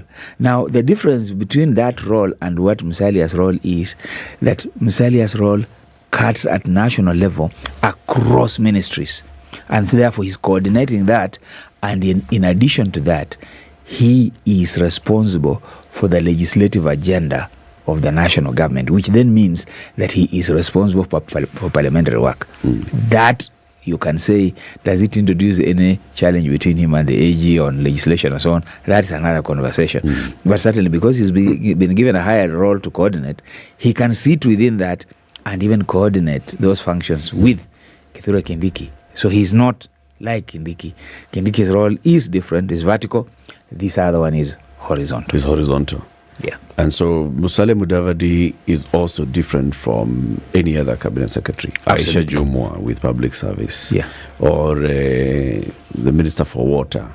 Or Dr. Alfred Mutua with Foreign Affairs. He's different. He's different. So Dr. Alfred Mutua cannot we cannot expect to see office of the spouse of the cabinet secretary Foreign Affairs. We can't. Obviously, we can't. I mean, what we said earlier is that... Let's take a break on that. Man on that as we take his break. Yeah. Because we're talking about, we are establishing tradition. We are establishing tradition where we are seeing offices, we can see the office of the First Lady, the office of the spouse of the Deputy President.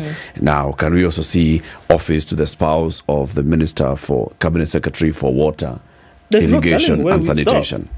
Or spouse to the Principal Secretary. 28 minutes to 8. Dr. Martin Olo is our guest this morning. He is a constitutional lawyer. He is a law lecturer. He is also an analyst on matters politics and governance. He's our guest. We are talking about the legality of the office of the spouse to the Prime Cabinet Secretary. Dr. Olo, you have flown Emirates, I'm sure. Yes. Have you flown Emirates business or first class? I told you I'm a streets guy. I do economy. You've done economy so far. But you've seen those guys. I've seen those guys. I've seen the beds there. What do you see? My friend. When you're looking across? Another life out there. Yeah. So in the next job that you do, yes, a big one, you make some money. Yes. Spend your money. If the money that you have cannot solve the problems that you have, eat that money. You guys, you can make people poor. Eat that money. That advice will make me poor. This is the Situation Room, the only way to start your day.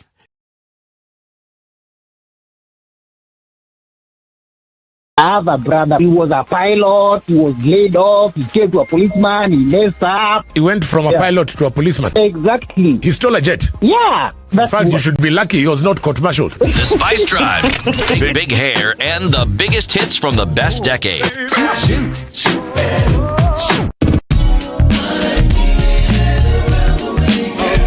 It Street, it's all about hashtag Spice Drive, hashtag Quach, KWACH, 3 to 7 in the PM. The Spice Drive, only on 94.4 Spice FM. 29, and we'll see highs of 31 in a sunny Nakuru. It'll go to highs of 28 in Nyeri, where it's sunny at 12, and at 14, Eldoret is sunny, going to highs of 28. We'll see highs of 32 in Mombasa and highs of 31 in Malindi. The sun is up in Kisumu at 19, and at 15, Kakamega is sunny. It'll go to highs of 34. Kampala is sunny at 18, highs of 29, and highs of 32 in a sunny Dar es Salaam at 26. It's 16 and mostly clear in Johannesburg, highs of 25 and lows of 16. Mostly cloudy conditions at 26 in Lagos, highs of 33, and we'll see highs of 32 in a mostly clear Kinshasa at 24. Mature, intelligent talk every morning. Spice up yourself.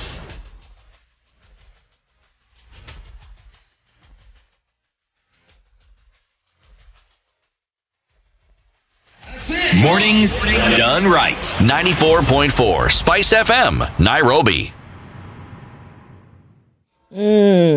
Okay, at Muthaiga Square, if you can think about using an alternate route and go the longer way and not connect to the Thika Superhighway, you might want to think about that. There's traffic that's back to back, bumper to bumper, all the way past the Utali Drift, and it's going all the way past Safari Park, actually, if you want to look at that. So it's not moving. The service lanes up until that point are doing all right, but then everybody's going to have to come and tunnel into what's going on towards the drift. So alternate thinking would be to use another route, at least for now. All right, what else are we looking at? Traffic that's building up, coming out around Westlands. So that whole nexus, people are using Limuru Road, going out then towards City Park Market. Those who are going towards Peponi, out towards Red Hill. My goodness.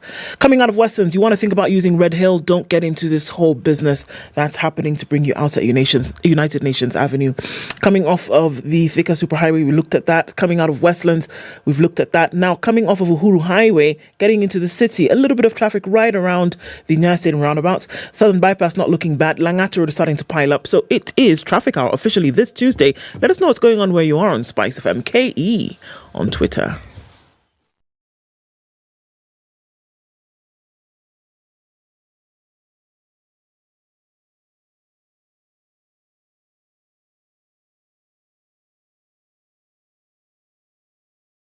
Mature, intelligent talk every morning.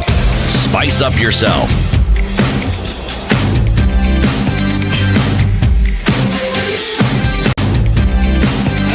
Mornings done right. 94.4 Spice FM, Nairobi. The conversation continues with Dr. Martin Alo. We're talking about the office of the spouse to the Prime Cabinet Secretary, the newly established office where Mrs. Tessie Mudavadi Musalia will be, of course, superintending this office. And the Prime Cabinet Secretary said, you know, the days of when our spouses would just be appearing. So when Musalia is appearing for any state function, he's there accompanied by Tessie. When he is performing some of his duties, like, you know, in the community, the wife is alongside him. And she also is approached by very many people who are seeking support in various issues and various causes. She has personally taken up some of these causes herself. She says, okay, so I've been doing these things anyway. And people invite me to this, not only on the account that I am Tessie, but because I am the spouse to Musalia Mudavadi. Why not just formalize this so that I can actually do it better? Sitting. Musalia Mudavadi was a vice president. Yes. Still had the same wife. Okay. At that particular point in time, it was a short stint, yes.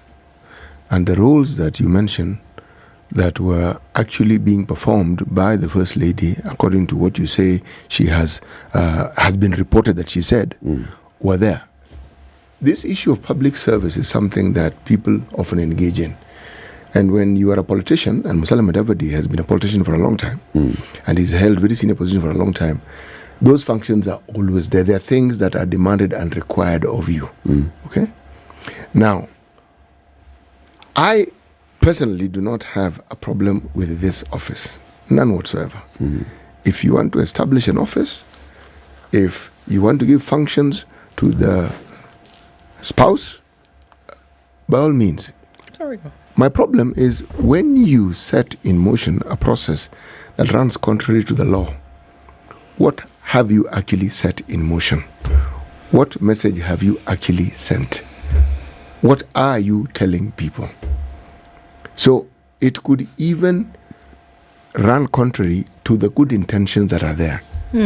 You look at first ladies across the globe. The focus on trying to help the vulnerable is something they all engage in. Charity events, some of them, as I mentioned, the first lady of Rwanda, the appointment to as a special envoy for UNAIDS, WHO, the foundations she set up, they do these things. Now, it is noble, it is correct, because when somebody is a politician and they have government positions, they'll be engaged with that. But there's social matters that perhaps the spouse would be in the best position to attend to. My problem, I repeat, is when the law isn't followed, what then are you setting in motion? Because that very good thing that you have started will unfortunately be darkened by that cloud of non-compliance with the legal requirements. Therein lies the problem, in my view. If I was to ask you, CT, yes, what, in your opinion, is the procedure, the lawful procedure of establishing such an office? I actually don't know. I would rely on our brother here to explain that. First of all, even before we get to the issue of the spouse, the position of the prime cabinet secretary needs to be legalized. Let's start there. So if it is statutory, it's a law, we know this is a position that we will always have, then the matter of the spouse now becomes, should we say, secondary to the issue. So when you set up an office which is attached to an office which is not legally constituted, then again, as I said, that is where my problem arises. So, yeah. The need to have two deputies, because essentially that's what we have. This president has two deputies. If that's what he feels he needs to run the government, by all means. Again, the problem is the law hasn't been followed. Sure. Yes. Now. So Martin, I mean, now, this is the thing, and I think we're asking the question from a legal point of view. An executive order is not sufficient then for the establishment of something constitutionally. Is that not right? That's right. So beyond an executive order, there still needs to be the legal process through which this establishment will occur. Now, once that happens, and I think I was going to ask that question because then I've seen that somebody else has asked as well, that if we're saying this office as it is, whether it's technical or not, that legally it has not been established, then how then do you allow for the release and use of funds, which are public, then to run the same office? You see, I'm not even talking about the spouse's office. No, yeah. I'm still talking about the principle. No, I want us to be very, very clear about what we are saying here. In the Executive Order number 1 of 2022, the President is exercising his powers to constitute cabinet and to assign functions, including assigning a prime cabinet secretary. Yep. So that is legal. Okay. That's legal. The office of the prime cabinet secretary is created within the creation of cabinet. Yep. That's legal. It is a legal office. Yes. Now, having said that, certain functions are created in that are cross-cutting. Again, that is okay because that's how the president is organizing his government. But the thing we are saying is that role, and especially looking into the past and the future, was there before when Uhuru Kenyatta created it administratively. Ruto has created it administratively. However, in his promise and in their memorandum of coalition, he had promised that he'll bring a law to create that office because he knows that that office needs to be created by law. We are saying, and I agree with what CT is saying, that we have created it under the cabinet secretary, which means that it is an elevated cabinet secretary level, but it's a cabinet secretary level. Okay. Yep. Now we are creating in that an office of the spouse. Does that give room for anybody else? And this mischief can go on. Because where will you stop? Where will it because stop? then you can have the PS opening. No, just say the cabinet. We can have the entire 20-something cabinet, or each saying they want to create an office of the spouse. Would they be right? Yes, they will be following a president. Would that be the best way for us to use our money? Perhaps not. The only thing that is being done here, which I think is important for us to note, is that by creating this office, what the Prime Cabinet Secretary is doing is making it official that resources can be used to fund that office. That's what he's doing. Yep. And therefore putting it as a charge to the Consolidated Fund for purposes of running his office. Okay. No problem about it. Now, having said that, what we are saying is it is an office that if we are going to go into the future, it needs to be in the law. But I'm also saying that our constitutional system, the architecture, the basic structure of our constitution is a presidential system. The moment you start creating offices below it that have powers that may usurp the constitution or may undermine the deputy president's office or any other office that's created in the constitution, you start running into constitutional issues. So that either we are purely presidential or parliamentary. But we always try to be something in between. I think we are stuck.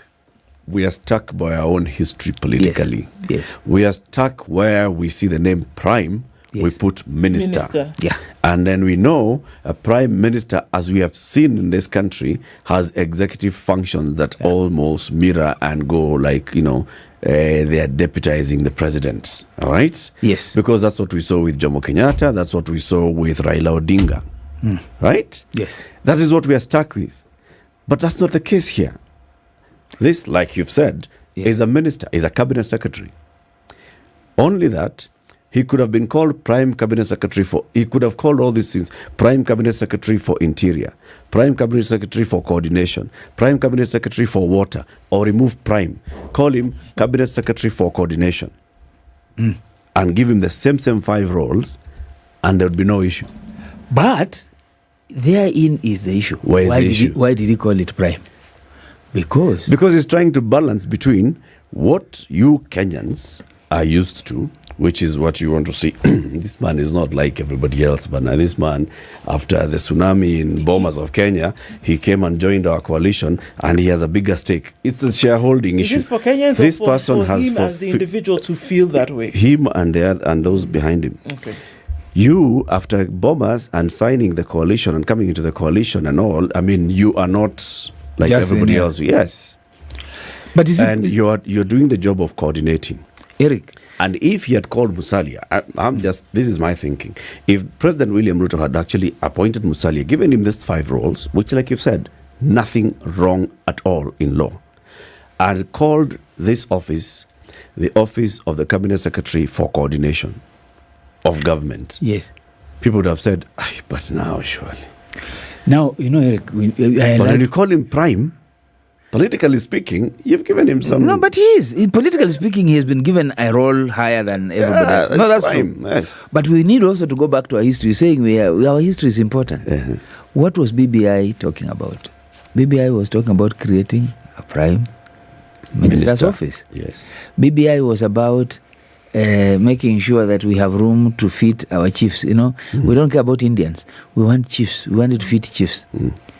Now, of course, you know that President Ruto was very opposed to BBI. Yes. But behind, he was saying, if it was me promoting this thing, no bad. But you see, when Azimio coalition came in place, it had the eyes on those structures. Yes. When Kenya Kwanza coalition came in place, it also had those eyes on the structure. That's why the Prime Cabinet Secretary office sits there. Between President Ruto and Raila, they agree. They need a prime minister, not for anything else, but for purposes of balancing regional politics. Yes. That they agree. But having said that, we need to go back to a number of other initiatives that are in the offing. For example, the president has talked about creating the office of the leader of opposition. Yes. And he's asking Parliament to think about it. He is creating funds, and he's saying oversight funds of the Senate and so on. The bottom line is, if you create those offices he's talking about, you run into a constitutional wall. Because this constitution does not anticipate a leader of opposition. It anticipates a minority leader and a majority leader. This constitution does not anticipate an opposition inside parliament. It actually sees parliament as working as one, only that the majority and majority are having their way and minority are having their say. That's what's happening in parliament. Not opposition for the sake of opposition. So you can't create an office of opposition with this current constitution. Yes. So my submission to us is that the President Ruto, same to people who are promoting BBI, are sending mixed signals on their understanding of the basic structure and constitutional architecture that we have in place. It has no room for some of these things, including the office of... Which is why... Is that really the case, or is it that they understand this full well and they simply want to dismantle the constitution? Precisely. And that's why those of us who are for the constitution will always remind them, hey, wait a minute, that is not constitutional. That is an aberration. That is not what was anticipated in the constitution. So the truth is, and that's why I said earlier, given the opportunity, our politicians, Kenyan politicians, including the Nigerian politicians, would love a constitution that declares them total presidents. Then you can organize government the way you want, you can create opposition the way you want, you can dismantle opposition the way you want. But the good news for Kenyans is this, and maybe we have not given ourselves enough credit. This Constitution 2010 that we have is the bulwark, it is the rock that we have ever given ourselves. Running away from it, whether you're in Azimio or in Kenya Kwanza, will be a challenge. You saw BBI where it ended. Some of these initiatives will end up in court, including the Supreme Court. And even those who are in these offices know as well. It can head there. It can. Gadara is asking a question. So before we go into Tessie Mudavadi's office, yes, let's look at the other two. The office of the First Lady, the office of the spouse to the Deputy President. Are those offices in public service? They are not offices in the public service, so to speak. The question then is, are there budget lines that are created by Treasury for those offices in those offices? And the answer is yes. You see, the President's office has a very big chunk of budget around social issues, around entertainment issues, and those issues are actually carried around by the spouse, similarly to the President and similarly to the governors. So yes, these are offices not in public service, but the offices that are already coming into us. You see, like when you have a cabinet secretary today, there are certain positions that the cabinet secretary is allowed by public service to come with. For example, you're a cabinet secretary, you can come with an advisor. If you want C.T. Muga to advise you on matters, everything else except good things, you bring him. If you want Eric Latif to advise you on how to be corrupt, you bring him. So that, anyway, but the point is that what will make you effective, you can come with a certain number of officers. You're actually allowed. Allowed, yeah. And the person, will they draw a salary from public service? Yes. So they will actually get recognition by the Public Service Commission? Yes. Actually, as a matter of fact, and I have served as a legal advisor. Right. And it was a public service appointment, but it's tied to the term of the person. So, for example, if it's here we are serving. When she's in office, we're with her. The day she leaves with everybody. And so those advisory positions are tied to the office. In other words, the government, the constitution allows, and the public service allows certain support systems to be available to people who are appointed to be able to do their work, whether as researchers, advisors, and so on. And that applies to the judiciary, and that applies to the legislature. So the legislators are given a number of staff to work with. Does that principle create the name of that office? You see, I can call you legal advisor, I can call you any other name. You see, if you are going to work under the cabinet secretary, it is now for the cabinet secretary to create positions and make justification. So you have to justify. You don't just wake up and say you want your spouse to be. And by the way, this is something that has also become an issue. For example, members of parliament, because they have a kitty that they can employ people around, they start by employing their wives, employing their children, and that's now nepotism. But what you are being told is that look for that help the research and so on. You know, there's a president, I think, one of the, these African countries, who has employed some family member, and he says, yeah, that's very important that so and so. No, just one. Let's be precise. Their number. One even has his son as the deputy president. So, Yes. So those are now, these are abuses. But certainly what the Constitution is saying and what the Kenyan public is saying, that we know when we give you an office, there are certain support systems that you require, and we allow you to have those people for a time. Once you leave office, you live with them. Okay. Yeah. Politically, do you see a problem with the creation of the office of the spouse to somebody as big and important to a country as a prime cabinet secretary? But I don't see a problem. We're in Kenya. Politically speaking, this is a plus. This is we just are making sure that our prime cabinet secretary is functional. His wife has a official space, can access facilities and facilitation around air movement and so on. So we've done that, and politically, it means that our king is okay. You see, these offices are not just elective. These offices are symbols. They are communal. So the community is very happy. You can imagine where it comes from, and where everybody's happy that the office has been created. So politically, it makes a lot of sense. The rest, what we're talking about, is now legal, constitutional issues. But all right. So if another individual were to come into the presidency, for example, and decides to do away with the prime cabinet secretary, then for all intents and purposes, this particular one then would be null and void. Would be vacated, essentially.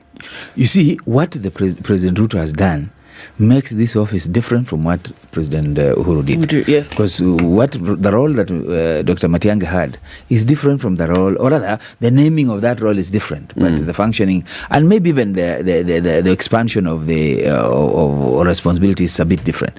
But essentially, what you're saying is that the Uhuru had a different way of looking at it, President Ruto has a different way of looking at it, but eventually, if I took over, as I could sometimes want to, I would say, okay, I don't want that office. Or if I want that office, but the problem, actually, we are stuck. We will still need a king of some region. We will still need to say, okay, now you people, we have given you speaker. You people, we have given you prime cabinet secretary. You people, we are going to make you speaker of the national Senate. So there is a way in which our politics are organized with ethnic blocks. With realities. And when these people come, for example, when Musalia comes and sits as Prime Cabinet Secretary, there is symbolism with it. And that's why the creation of the office of the spouse is also very symbolic. Because then the king is complete with the spouse. The champion is here. Yeah. But when Kawira Mwangaza brings her husband, we have issues. Now, that's my only problem. I was against this, and I'm so glad that the Senate agreed not to entertain. Because this lady was just being hounded because the man for a while was now looking not like a flower boy, but now like somebody who was part of power sharing. And I thought that was not a bad idea. And we should continue to encourage men, particularly male spouses, to be able to also enjoy what the female spouses enjoy. To assist. The office of the main person. Yeah. But you see, when all is said, indeed, you know that these spouses actually make the decisions. The pillow talk makes decisions. So what you see being expressed in public has been discussed, analyzed, and sometimes decided. Not even that. Even during the entire political campaign process, they are involved. Yeah. I mean, the first lady of any county will have played a key role in campaigns in the campaign period. She'll have mobilized women, mobilized the constituencies that she's concerned about. She will not be a flower person. She'll be actually part and parcel of it. Yeah. So when they take office, she should be around again to mobilize for 2027. Why not? Dr. Martin Olo, thank you very much for joining us. Your final comment as we end. So, are you going to apply for IEBC there? Positions that have been advertised No, today? They have been advertised, they have been shortlisted. Consider serving this country. I serve it in the morning. Selection panel for the appointment of chairperson and commissioners of IEBC has placed an advert in the paper, vacancies in the positions of chairman and members.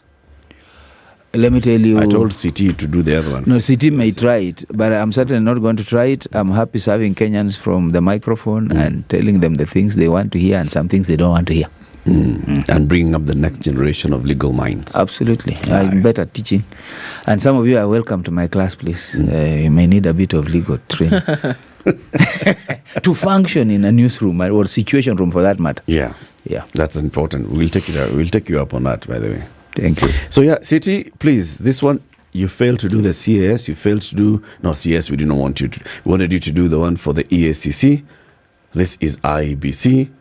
City Muga, we are going to apply on your behalf. And if you're not shortlisted among the 10,000 people that will be shortlisted, we will walk the streets. Yeah. We are going to force him to apply. He's our person. He's our person. This is our candidate. We're going to lobby for him. Yes. He represents wide interest. Whether or not he's interested or not, it's not an issue. It's not about him. It's not about him. It's about us. Keep it here for more conversations coming up in the next hour. Very good morning to you. It's now 8 a.m.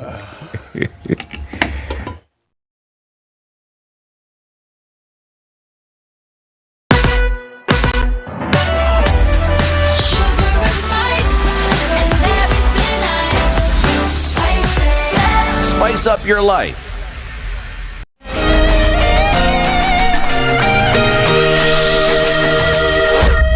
Good morning, this is the News Wire. I'm Leah Ubaga. Former Interior CS Fred Matiang'i will anytime from now be appearing at the DCI headquarters on Kiambu Road. His lawyer Dunstan Omari said that he has written to the summoning officer to inform him of the changes, that he'll appear at 8 a.m. instead of 9:30 a.m. Matiang'i is wanted for questioning concerning the alleged police raid at his home in Karen last month. Police and all arresting authorities denied involvement in the alleged raid, terming it as a hoax. Omari said that the former CS is ready to record his statement concerning the raid, saying he couldn't have done so previously since the summons issued on February 23rd were never served to them. Matiang'i jetted back into the country on Saturday night after a 2-week trip to the UK for private reasons. Homa Bay Governor Gladys Wanga will today know her fate in a case in which her election win was challenged. The case was filed by former Nairobi Governor Evans Kidero, insisting that the elections were marred with irregularities. In the election, Wanga got 244,559 votes, while Kidero got 154,182 votes. The decision of the case takes place approximately 6 months after the results were announced. Candidates planning to apply for the IEBC chairman and commissioner's position have until the 28th of this month to do so. The IEBC selection panel that's set to pick the new IEBC team announced the positions as vacant. The panel stated that those who will apply for the chairman position should have at least 15 years experience of being a judge or working in the judicial service. He or she must also be an individual whom in the last 5 years hasn't run for a parliamentary or ward representative seat. On the part of the commissioners, those aiming for the post are required to have a degree from a recognized university, as well as experience in managing financial or legal issues. 10 Meru University students will this morning be arraigned in court in connection with the riots that affected motorists along the Meru Mau Road and also caused to the loss of property. The university was indefinitely shut down and graduation that was meant for Saturday postponed. The students were protesting against the sacking of their VC Romanus Odhiambo. The VC's contract of service was set to expire in July and his contract was to be renewed, something that will fail to happen, and Romanus blames it on a political witch hunt by Senator Kature Murungi. Kenya Medical Practitioners and Dentists Board Union now say their 60-day notice to the government has expired. The Secretary General Davji Atela says they're yet to experience any changes in the health sector, but are planning to have a meet-up with the Council of Governors today that will determine the way forward. Atela further says that the Ministry and Council of Governors have failed to implement their 2017 CBA agreement, which among other needs is pushing for increased salaries, promotions and appointment of more medics. That particular CBA, we took it to court, and on 20th of October 2021, the court made a directive to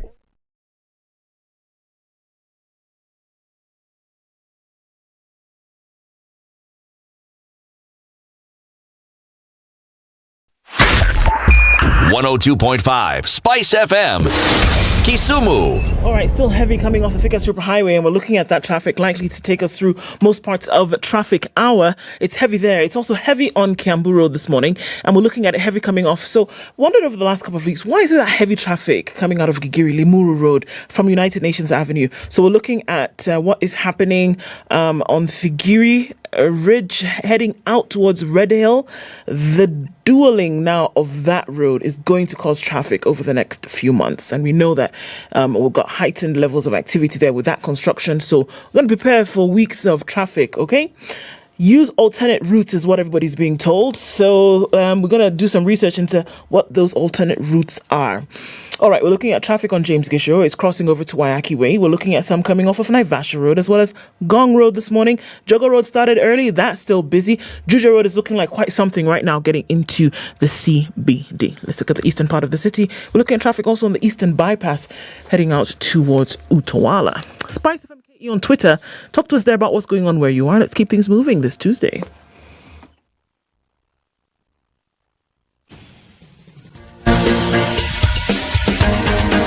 This is The Situation Room, the home of hard-hitting political commentary and penetrating insights about the state of the nation. This is a talk radio experience like no other. The Situation Room, a place for hard truths, debates, and elevated conversations. The Situation Room, witty, political, engaging, deep, controversial. In the room, we have C.T. Muga, researcher, academic, seasoned political observer, a fountain of wisdom in these politically uncertain times. Ndu Oko, Nigerian by birth, Kenyan by choice, communications expert, Pan-Africanist, a truth seeker and believer in people power, and Eric Latif, agent provocateur, the man in the chair, seasoned journalist, news hound, a man who believes in punching up, not down.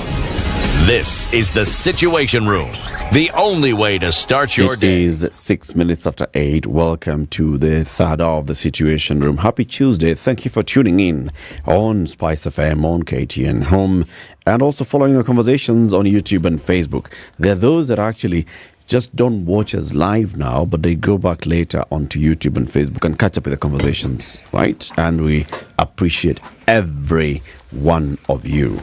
We're now going to have a conversation with the chair of the Center for Multi-Party Democracy Kenya, the Honorable Priscilla Nyokabi.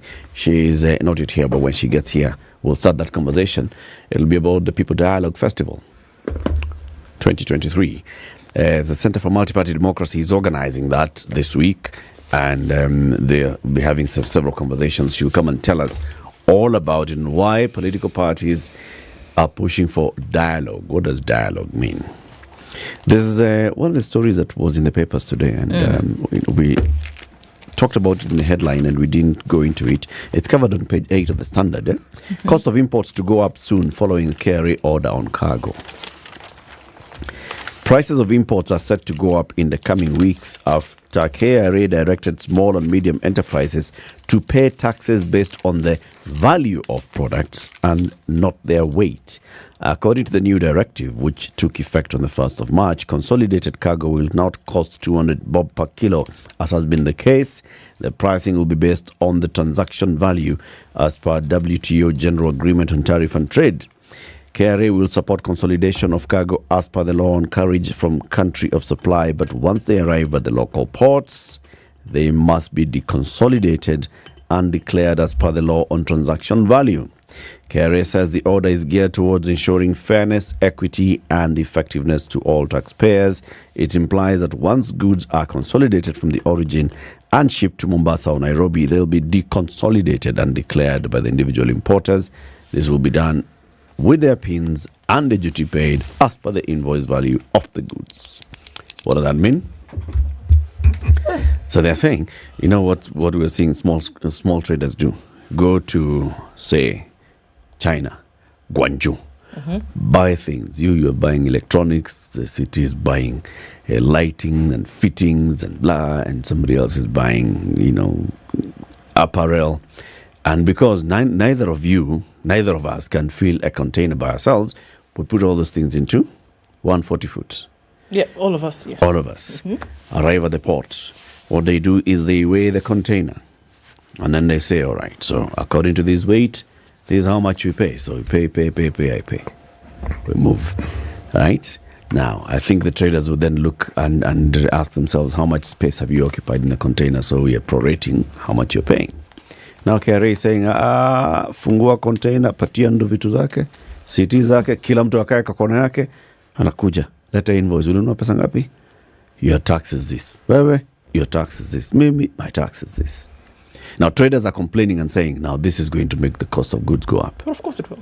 Can I ask cost a question? Cost of goods go up per individual, of course. If you didn't ship your goods in that manner where you consolidated everything into one container, if you just brought it on your own, in your own container, would they still weigh it, or would they look at the value of the goods? The value of the goods. They'll look at the value of the goods.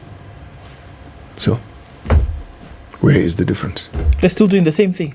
They're doing what they would do if you brought your container on your own. What they ought to have done anyway. Because one could also argue that they've been unfair to the people who've been bringing goods in their own container, because they are charged as per the value of what they're bringing in. Sure, and you cannot say that they were unaware that people then entered into this collective arrangement whereby the three of us then filled a container. You cannot say they did not know that this started to occur, after some time. Oh, they understood very well. Right, because they knew that maybe sometimes the goods that I'm bringing are not going to fill a 40-foot, right?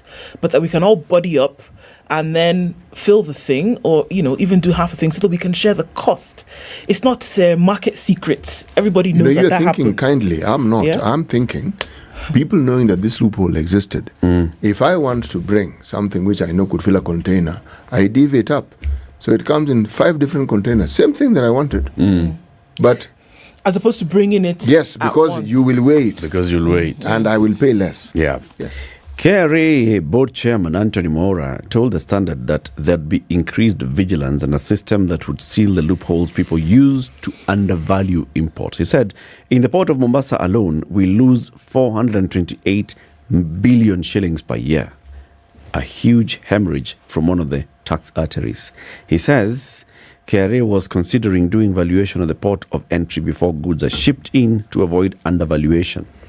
An insider told the Standard that an old system gave some unscrupulous traders room to evade taxes and sneak in counterfeits.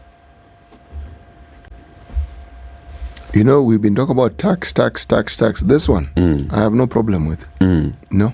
You think there are some mikoras who are But they would know. I mean, if I'm thinking of it and I don't import anything. You can imagine now those who actually import things. How far ahead in their thinking were they?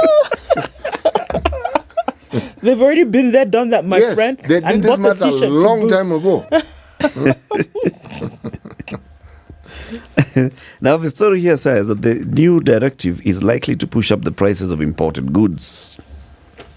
And so when people who bring goods by the container load were charged, so were the prices of those goods then more expensive? I mean, come on. No. Do you think it's excuses upon excuses being used by the small traders? Remember the other day, it was, small traders called the so-called Nyamakema traders who were even on the streets demonstrating and protesting because there's one person who has opened a company and they have opened a mall, and now their goods appear like they're the most expensive goods on earth in Nyamakema. And when you go to Thika Road, you actually buy the same item at almost half the price. I have to ask the very question is, did people stop going to Nyamakema?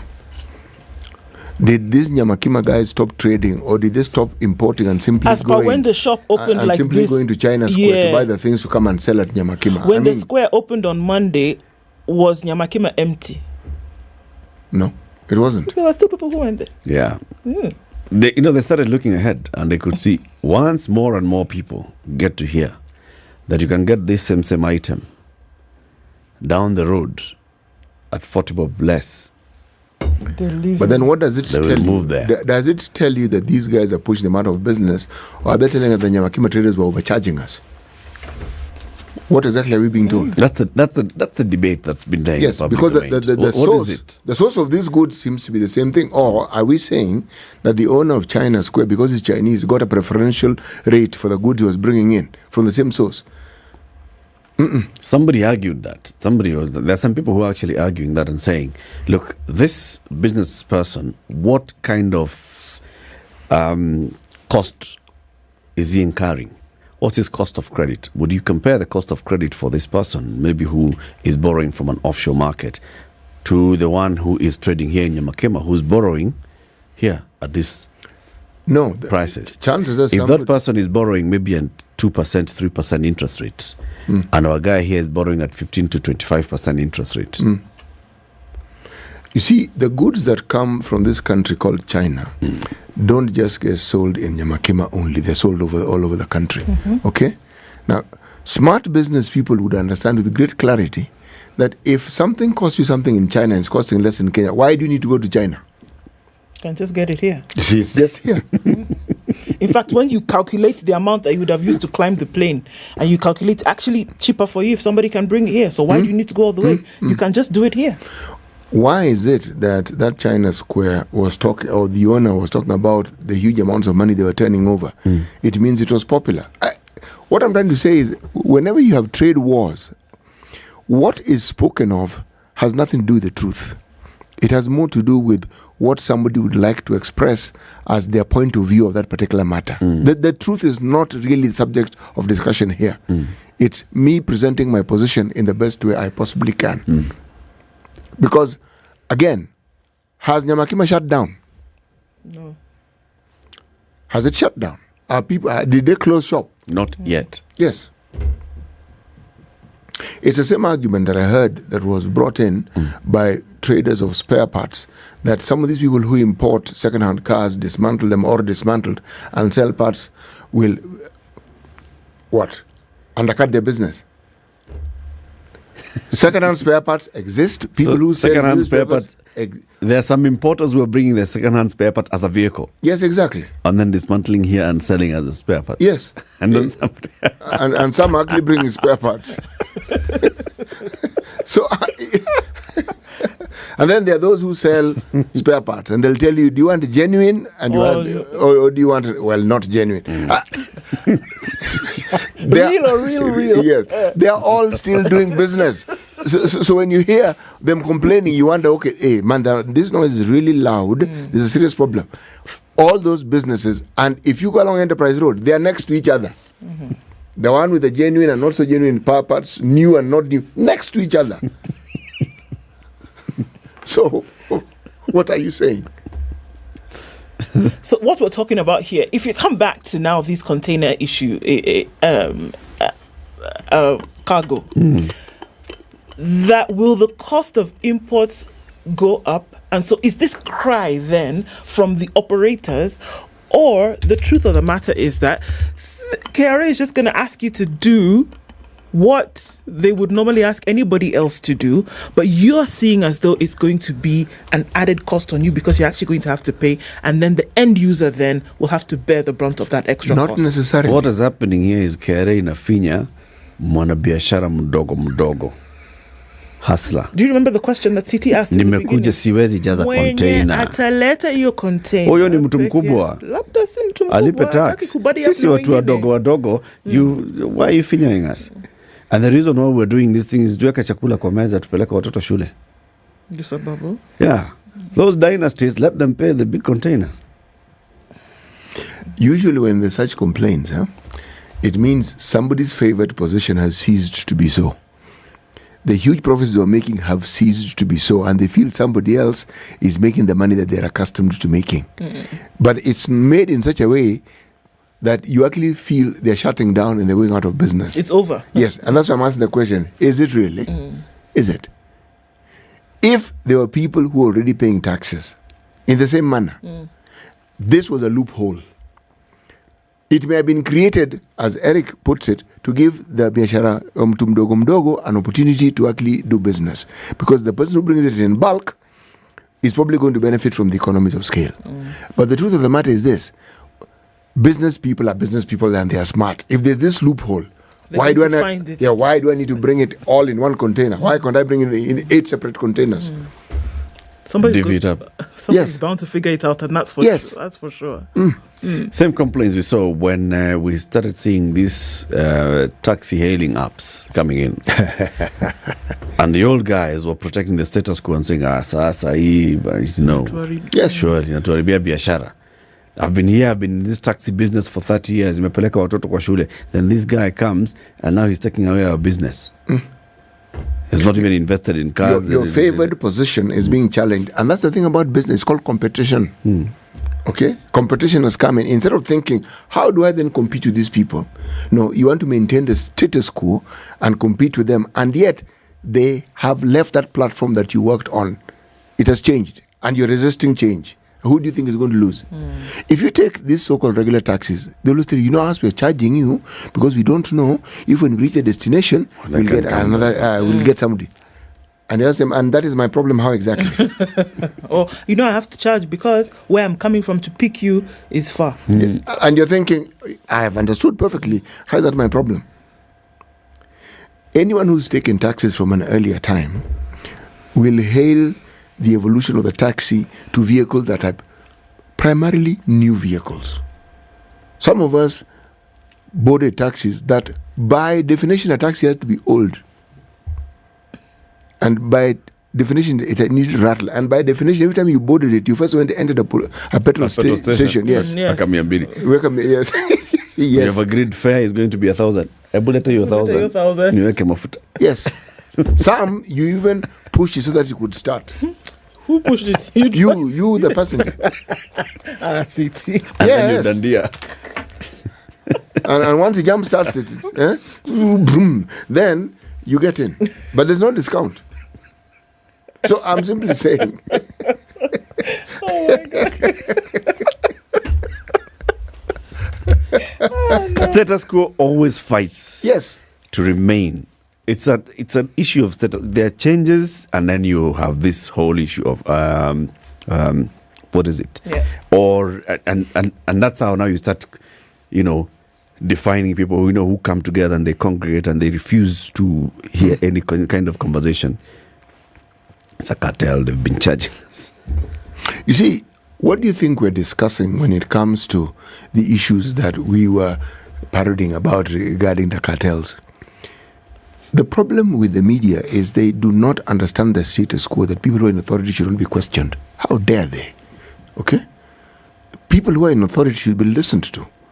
And the media should obey. Okay? And when you ask polite questions, not questions that go into some intriguing aspects of details that one doesn't want to talk about in public. Again, we're talking status quo. I take Ubers to work every day. And the conversations, I always ask this question. How is business? You'd be amazed at the different answers I get. It's the same dinky small matchbox type of a car that you're boarding, okay? And I even ask them the size of the engine, okay? One will tell you, the business is fine. We don't make as much money as we did before. But then if you've done this and you've changed the other and you've changed the other, you cope. Or I wake up at a certain hour. There's a lot of business between this hour and the other hour. Now, there are those who believe in this traditional way of doing business. You wake up in the morning, start business at 7. Now, there'll be traffic jams. You'll be caught in it. There are those who tell you, I avoid traffic jams, so I work at night. There are all these reasons. And in listening to these Uber drivers, you realize there are people who've thought through their business and they found a time which works for them. Now, they have decided that the status quo and what was considered the norm, they're going to abrogate it. They're going to find a way that suits them and makes them money. And they'll even do the maths for you. They even tell you, this is going into fuel. The other day I came across, remember there was a time I told you how I came across a vehicle when I came from the airport that uses gas. Yeah. It's a good thing he told me when I was already inside the car. Okay. Because I would have told him, no, thank you very much. Not doing. But I boarded one recently and I discovered many of these vehicles use gas. And I even discovered that they're filling stations. In Nairobi, I think there are around 6 filling stations where you go and they put the so-called gas for you. And I asked, explain to me. He said, when I put this gas, we put fuel because that's how you ignite, you kickstart the engine. But the gas enables us to save up to 60%. And they did the maths for me. Now, what am I saying? I still can't get it around my head that there is a car running on gas. Me, I feel this thing can blow up anytime. Right. LPG. Yes, in my mind, LPG in a car moving. Hey, okay? Now, what am I saying? This idea of change is something people always resist. But more so if the change is beneficial to you. When the situation hasn't been beneficial, you will change immediately. Change will not be a problem. But when you hear loud sounds, loud noises, someone was benefiting and they are benefiting profoundly. And that benefit has reduced. Not it's been eliminated, it has reduced. So they will complain. There will be issues. Yes, there will be. Now, let's talk about, quickly as we wait for Priscilla Nyukabi to arrive, the issue by Senator Aaron Cheruiyot of Kericho County. So, it's... let me read the tweet. Okay. President Ruto will succeed in crushing every cartel in the country, save for two that are extremely powerful. One, Kenya banks. Two, Kenyan media. Both are very powerful, influential, and synergize so well to protect each other's interests. For public good, a way must be found. What do you understand the senator to be saying? That there's this subject called public good, and that the two institutions that he focuses on do not work for the public good. Banks don't work for the public good, neither do the media. And because of this, a way must be found to dismantle this power source and this power base they have so that the public good can be served. I believe the word he used was crush. Yes, that's the word he used. What's your understanding? There's an element of control that the powers that be, according to the good senator, would not want to be 100% ceded to the media and banks. That there are certain ways in which the media and banks operate in Kenyan society which is not palatable to the government of the day. Okay. This is what it seems to me like he's saying.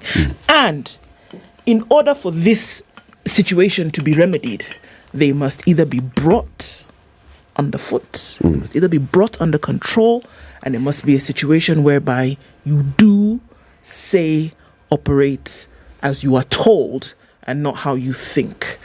And if there's anything for me that flies right in the face of, I'll just speak on the media point because that's what I know better than banking. If anything flies in the face of press freedom, it's a statement like that. Your turn, Eric. How do you read this? I'm looking at it from the two issues that he has raised. How many times do people in public, even here, raise questions and concerns about the banks? And what are those questions about? Yes. Do you think the banks are working together and colluding, blah, blah, blah, whether formally or informally, directly or indirectly, to maintain a certain status quo? I believe they do. Do you think, for example, when the former MP, is he still former, Jude Jomo, when he went to Parliament and pushed and proposed that bill that was passed on capping interest rates and the banks were reacting, do you think they worked in a way to show the thing that this thing would not work? People have said that, these banks must have conspired and colluded so I'd make sure that this thing of interest rate capping does not work so it can be back to free for all. These accusations are not new. These accusations come in and go out. What is it that those that have been accused do in response to it? All marketing companies, have they been accused of acting as a cartel and colluding, for example, to create an artificial shortage of the product so that they can send a message to the government that, you know what, you owe us money, bring us money, or create an artificial shortage for sending one message or the other? Media houses, there are times when media houses appear to be working in concert, in furtherance of or against a certain agenda. Sure, but it would be perceived as such. But when you look at the statement here, is that all these other would-be cartels that you speak of are crushable. Will be crushed. In fact, they're crushable. But there's a worry here. These two, we can't seem to be able to get the noose around them. However, there will be a way that will be found. Do you get? There's a looming threat here, and you're almost left wondering, okay, so what exactly does this mean? Did somebody say something? Was he somewhere where there was a statement that was not palatable for him? What happened? You know, usually when you see a reaction like this, you must ask the question, did something happen? Did somebody say something that they were not supposed to say? Was a question asked in a manner in which, left a sour taste in the good senator's mouth? What happened? Is there a problem? Can we have a conversation? But then when you hear sentiment like this come out, you start to ask yourself, wait. Crushable. What did we do? If we were to don our conspiracy theory hats, then this is what I would say. Whenever someone speaks in that manner, we start off by asking what it is that gives this guy the gravitas to be able to speak in that manner. Because it's like he's speaking authoritatively. This is a learned gentleman who knows that when you tweet, the number of people who are going to come across that information are myriad, and you have no control over it. Let me give you the numbers. In the numbers of people that you're talking about, in less than 4 hours, 86,100 people had already read the tweet. Less than 4 hours. Yes. Read what it is. And he spoke on the platform of the President William Ruto. That was his first words. President William Ruto will succeed. So you're right. It seems as though he was backed up by some, Yes. So you have to ask the question, is he testing the waters? In the time of one President, Daniel Arap Moi, there was a gentleman called Sharif Nasser. Sharif Nasser could be relied on to see some of the most ludicrous things that anyone could hear.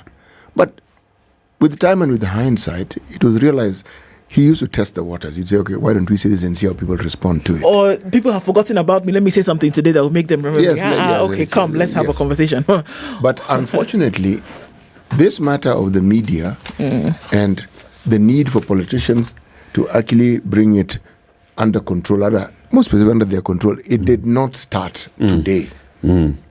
When the Jubilee government came into power, the then minister who was in charge of communication, one Dr. Matiang'i, made similar overtures. This thing is not new. Yes. Okay? Now, what the media has tried to do over time, as they have also evolved, is to implement strongly what we call self-censorship, meaning the media set up structures so that someone doesn't cross boundaries that they shouldn't cross. And if they do, the media itself brings you to heel. But now let me discuss the matter at hand. Who owns the media in this country? And who owns the banking industry in this country? Okay? Because if you talk about power, then those who own have power. Yes. So you want to ensure that that power doesn't exist. But again, to what end? Do you want the power for yourself? Or do you just want to make sure that these people no longer have you just power? want power? Yes. What is it? Let's flip the coin, though. Okay? Allow me to flip the coin. The kind of reaction that we in the media have actually given this tweet by Aaron Chariot, did we ask him, what did you mean? Or did we simply immediately say, this is an affront to media freedom, we this jumped. is a constitutional issue, this is one and the other? Do we need to actually introspect and ask ourselves, wait, could there be areas where we fail? Take, for instance, same day yesterday, the media's regulator, Media Council of Kenya, had released a statement signed by the CEO Omoyo. And this is with regards to the coverage that was given, widespread coverage that was given to the supposed raid on Dr. Matiang'i's home in Karen, right? And the Media Council says they monitored and found 26 news articles by mainstream media on that supposed event on that night. None of them showing Dr. Matiang'i himself or his home or even the alleged security officials.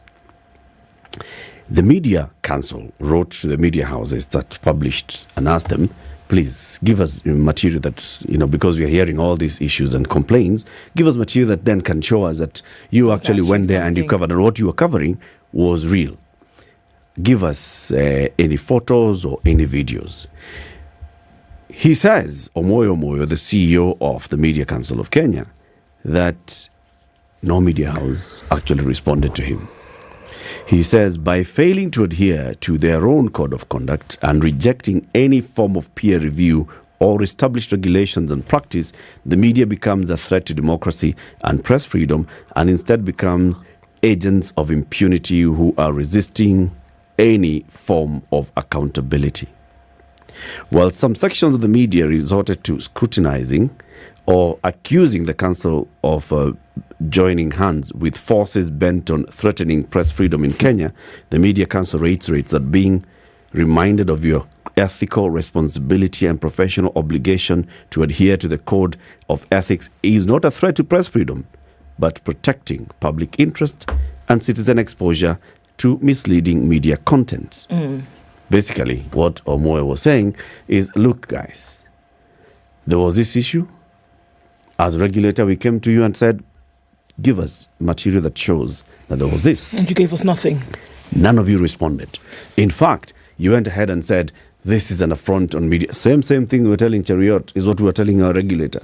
This is an affront to media freedom. You cannot be trying to censor. What do you think we know what constitutes news and what doesn't? Which is why I was saying it is necessary to ask the good senator, what are the reasons why he may have said this? Was there an issue? Did somebody say something? What is the reason behind this statement? Yeah, and it was soon after this one by Media Council. So one could assume that it comes from that. Can we as media actually respond to what the Media Council is saying? Chariot will deal with him. Can we deal with what the Media Council is saying? What did we report? Why did we report it? How can we hold ourselves accountable? What do we do about such kind of coverage? But this isn't just an issue that has been discussed with regards to Dr. Matiang'i, the issue surrounding Dr. Matiang'i. No. Self-censorship is something that must be a continuous discussion with the media houses, because we have been blamed, in some cases, rightfully so, for propagating matters that not properly researched, meaning the truth factor is questionable. Yeah. And then we've also been accused of taking sides. Taking positions, taking sides in this way or that way. Or the other way. Now, the question is, we've also been accused of shaping conversations. Meaning we decide what it is that we think should be said. We ourselves here have on occasion looked at headlines and said, surely this headline. Did it have to be here? Did it have to be here? And what exactly? Because you look at the headline and ask, why this headline under these circumstances? It's a bigger conversation. We're going to ask, we've invited Senator Chariot, and he says he will be available by anything coming up to join us on Thursday morning for that conversation.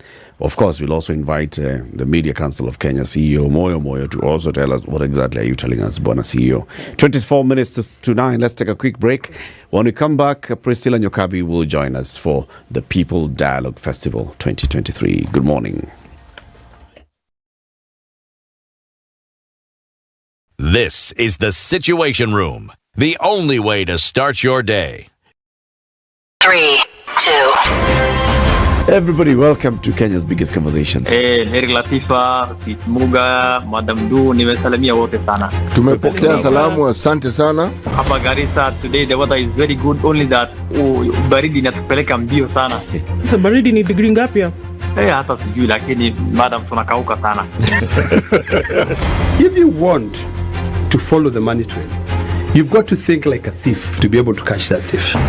A slap from a friend is better than a kiss from an enemy. You remember the kiss of Judas Iscariot? Iscariot. Yes. He's the one that imetuweka kwa hii mashida yote na mataabu kwa sababu of that kiss. Yet the slap of Jesus Christ, when he slapped those guys wenye walikuwa wanauza mboga ndani ya kanisa, took them to heaven.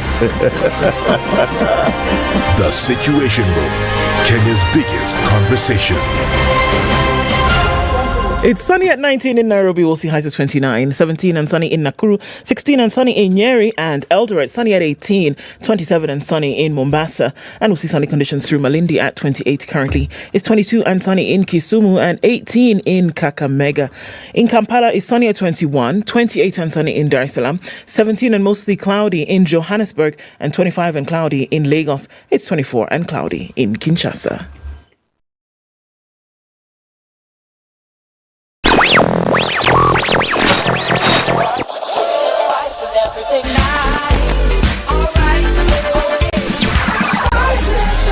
spice up your life. Still tricky in certain parts of the city, but actually not too bad. That whole Limuru Road area going from United Nations Avenue will continue for some time. We're looking at Thika Superhighway now at the Outer Ring Junction. Coming into the CBD, still heavy. Gongro doesn't look too bad today, but we're looking at some action on Langata Road way up ahead at the junction coming in from Magadi Road, then going out towards the Wilson Airport. Rilo Dingawe not looking too bad. Huru Highway then getting onto the Nyasin roundabout. So we continue to see some traffic for now. SpiceFM KE on Twitter. Keep things moving this Tuesday.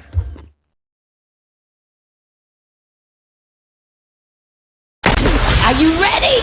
Okay. Spice FM.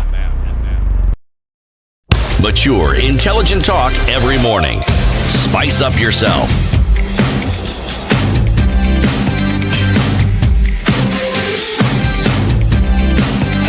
Mornings done right.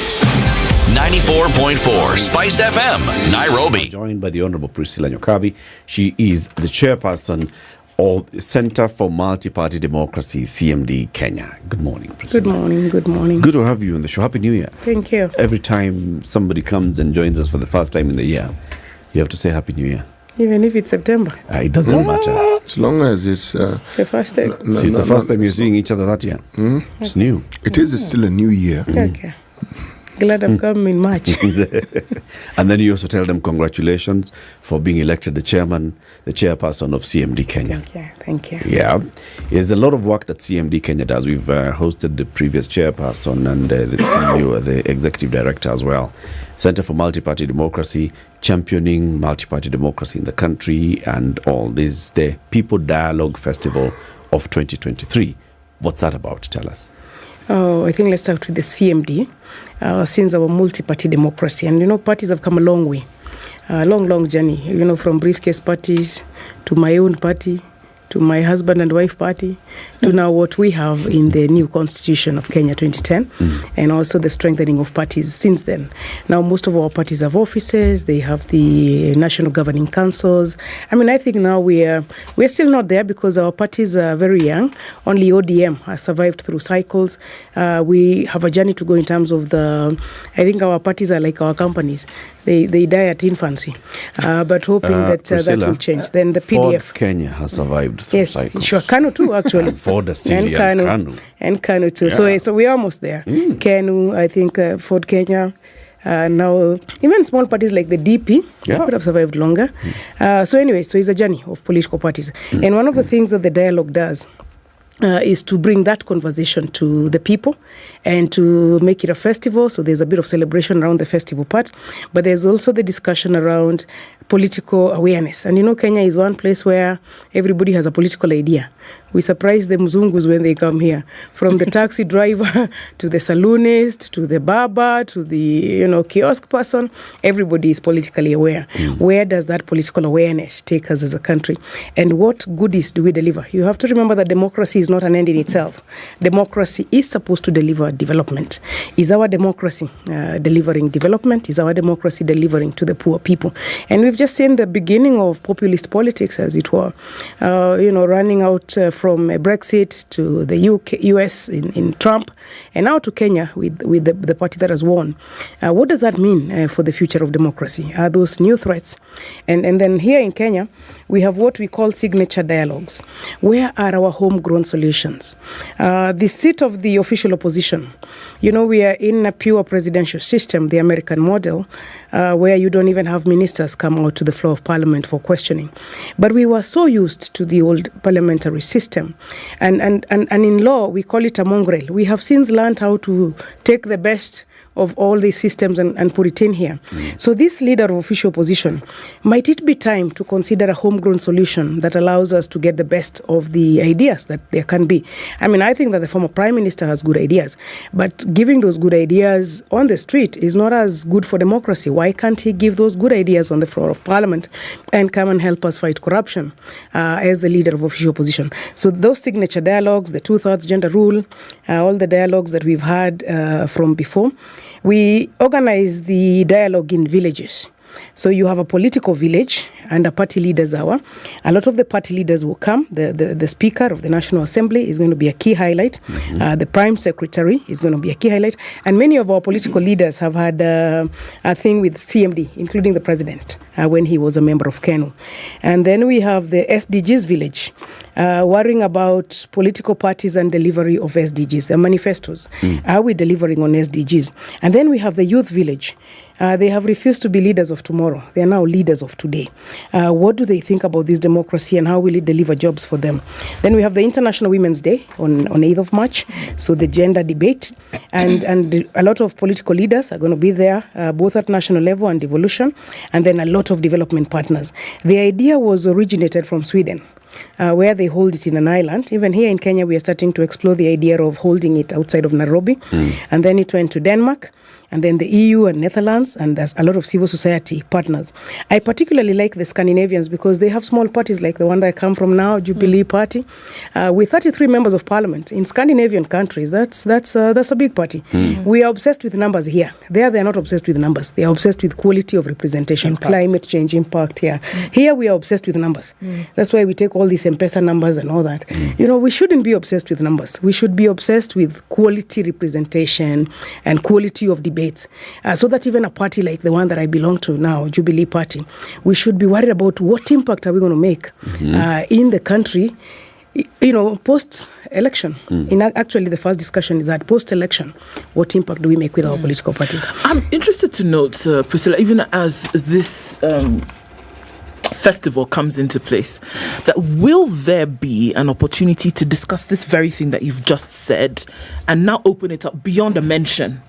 Because political parties, unfortunately, seem to be the vehicles through which then a candidate will be delivered, as opposed to being a vehicle through which this impact, this ideology then will be brought to life, that those who then invest and believe in a particular ideology then can come and through the party live it out in whatever positions they find, at whatever level. Can you see a situation whereby it'll evolve into the original idea of what a political party should actually do, as opposed to just being a delivery mechanism for an individual, but an impact of quality in terms of governance? Can that conversation take, or does it take, center stage?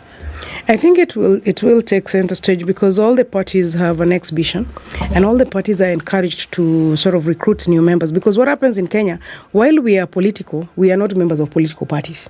We have political ideas, we have political views, but we are not members of political party. So I think it is time now to take that conversation a little bit further, that you don't just have political idea, but you're a member of a political party. And as a member of a political party, some rights come to you, including what your party does, what your party represents, so that we stop this individual nature of parties, you know, so that the party is not just for the party leader, that the party is beyond the party leader. And then the party leaders also, as party founders, they're going to have to release these parties. You founded the party, yes, but now the party has members. Please allow the members to exercise part of that conversation. We're seeing the early signs of it with, for example, Devolution Party, you know, a party that is themed on devolution. We have the early signs of it in the party of Isaac Ruto. Remember party. When he was Wajakoya Roots Party, yes.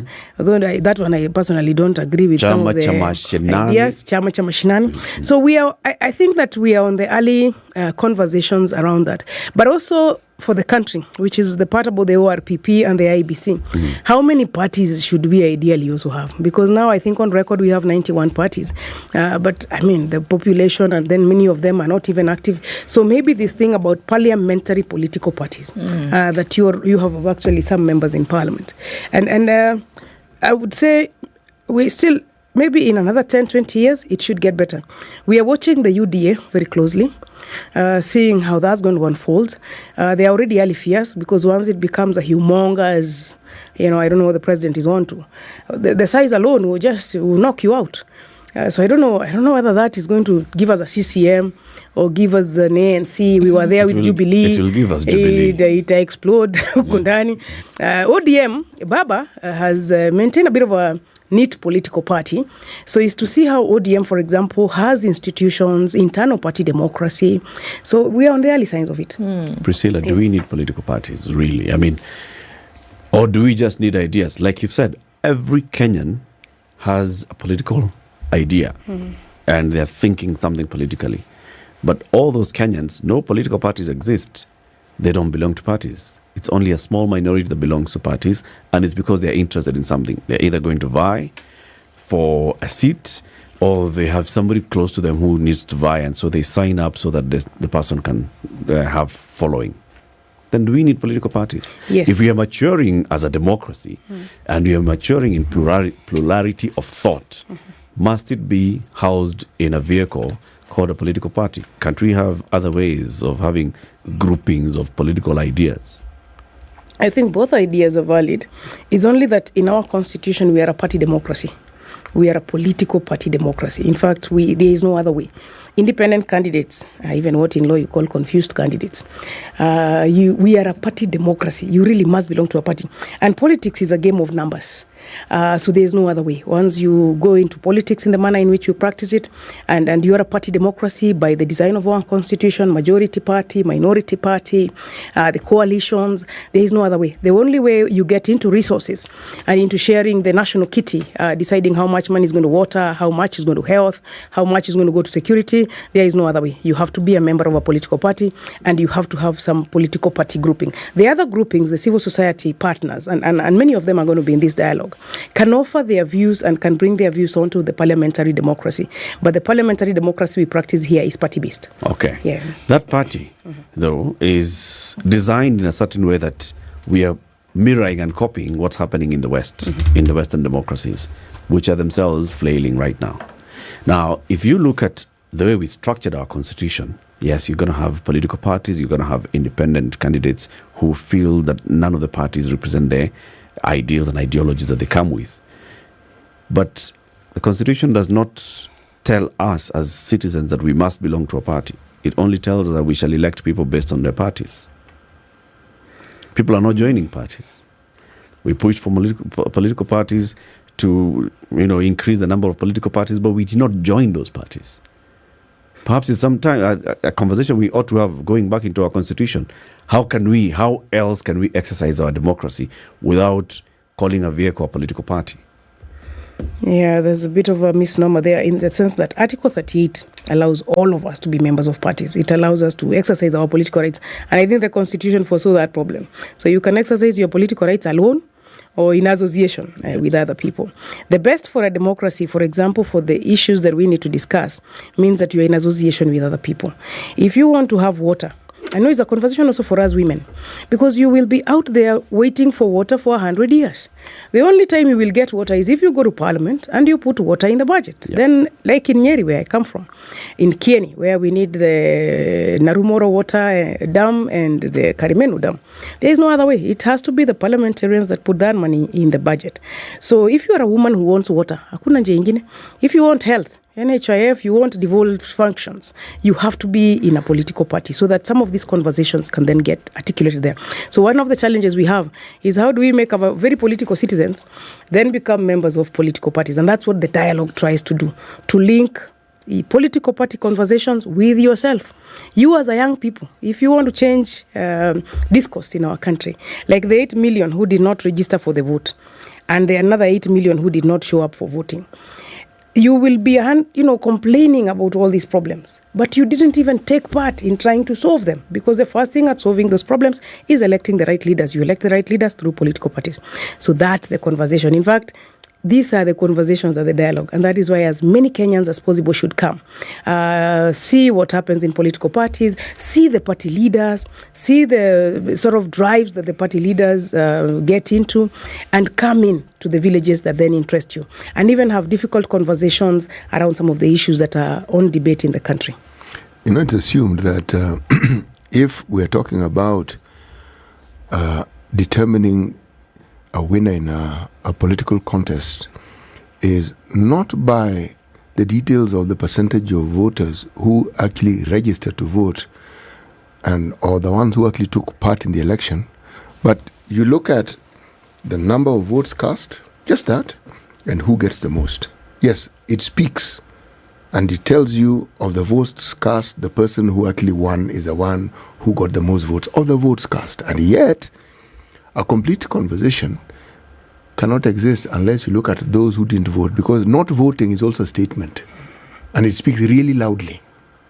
Now, it could be that people are happy with the system, so they do not see why they should bother voting. After all, everything is working well.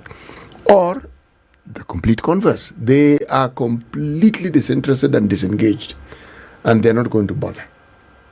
Now, if we focus just on the votes cast, I think we may be missing the very, very communication that needs to be looked at with regards to what we need to do in order to get people interested, either which way. Because if things are good, then are you saying they can't be better? If things are completely bad, then are we saying that that message being sent is one that does not require looking into so that it can be improved upon, so that these people can actually get interested? Are we also just ignoring and say, okay, 8 million did not vote? So, or are we going to find out why they didn't vote? What reasons? Because whatever people do, they do so for a reason. And unless you ask them, you'll not know why they did it. So when you talk about this and you're talking about party democracy, then you have to question, how is it democracy when a sizable number of people, as you say, participate by not participating? How is it then democracy? Or what sort of democracy is it? That's true. The democracy, I think, is in the law, in the sense that we don't have compulsory voting. Some countries have actually now forced compulsory voting. But I think if you look at the freedoms in our constitution, I don't think that we want to go that way. It's already bad enough that they are not voting voluntarily. I don't think forcing them is going to make them any better. So there is a disconnect. It is true that you do have a political party system. You do have parties.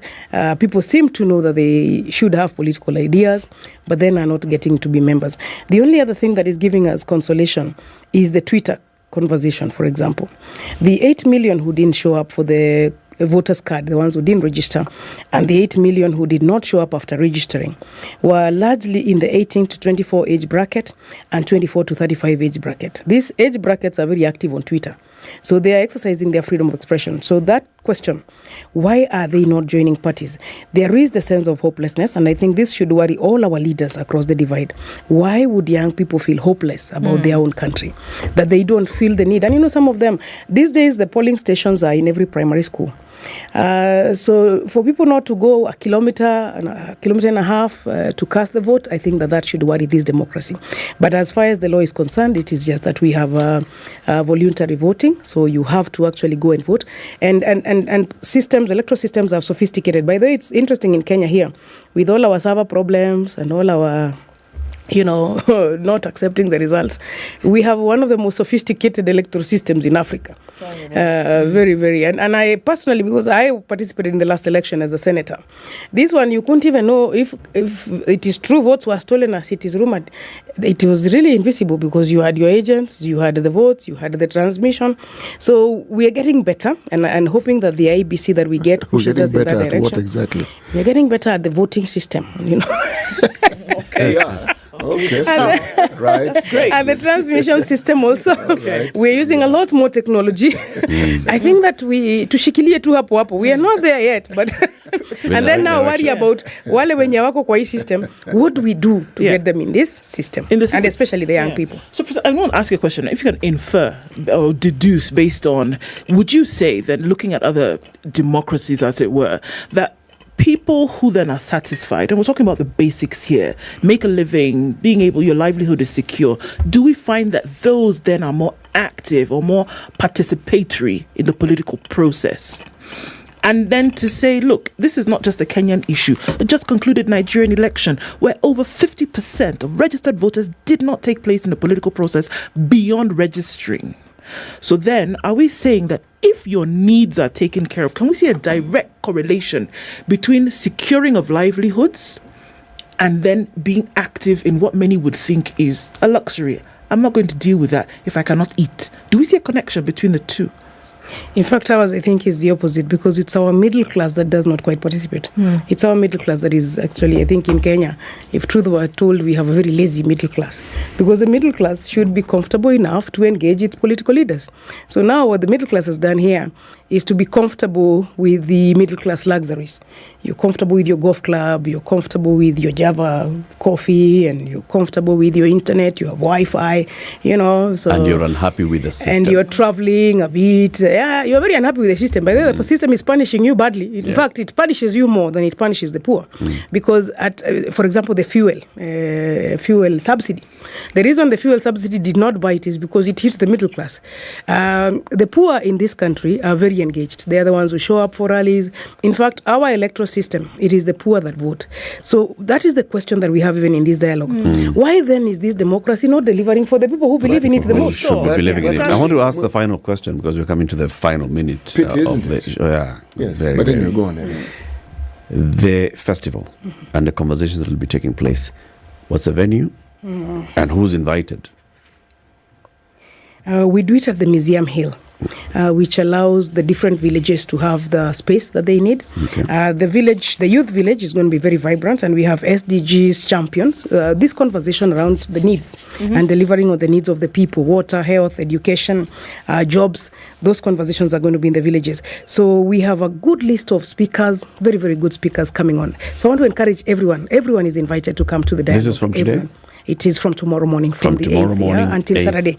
Until Until Saturday. So please come. If you want political dialogue, kuja pale Museum Hill, so that you can have this and many other conversations and see what can we do for our democracy to deliver. Let us talk. People's Dialogue Festival, and let us also celebrate, because we are peaceful in this post-election. So it's celebration and dialogue. Thank you. It's always important to talk, because if you don't talk, then the other thing, the alternative, is not a sweet one. I've been invited to moderate one of the sessions tomorrow. It's an honor to be there. I'll be there, and I'll be telling you guys what you're coming for. The dialogue. Priscilla Nyokabi is the chairperson of the Center for Multi-Party Democracy in Kenya. We're talking about the People Dialogue Festival taking place at the museum from tomorrow until Saturday. All are welcome. Good morning, 9 a.m.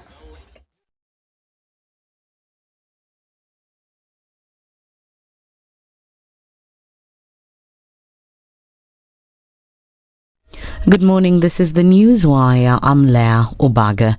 Former Interior CS Fred Matiang'i has arrived at the DCI headquarters on Kiambu Road. His lawyer Dunstan Omari said that they had written to the summoning officer to inform him that they'll arrive earlier as compared to how they were requested. Matiang'i is wanted for questioning concerning the alleged police raid at his home in Karen last month. Police and all arresting authorities, however, denied involvement in the raid, terming it as a hoax. Omari said the former CS was ready to record his statement with the police. Tesi Mudavadi's controversial office as the wife of Cabinet Minister Musalia Mudavadi is actually legal. Lawyer and political analyst Martin Olo, while being interviewed on SpiceFM's Situation Room, says this is because there is a budget under the Cabinet Minister's office that caters for the needs of such institutions. The executive nature of offices that we create reposes certain functions for spouses. That's why in the presidency, for example, and in the governorship, that executive nature does create that. And it has actually been created legally, so to speak. Governors have created that office for their spouses, and so has the presidency created the office. So there is a path towards it. So there's room. I'm talking about it from the executive perspective.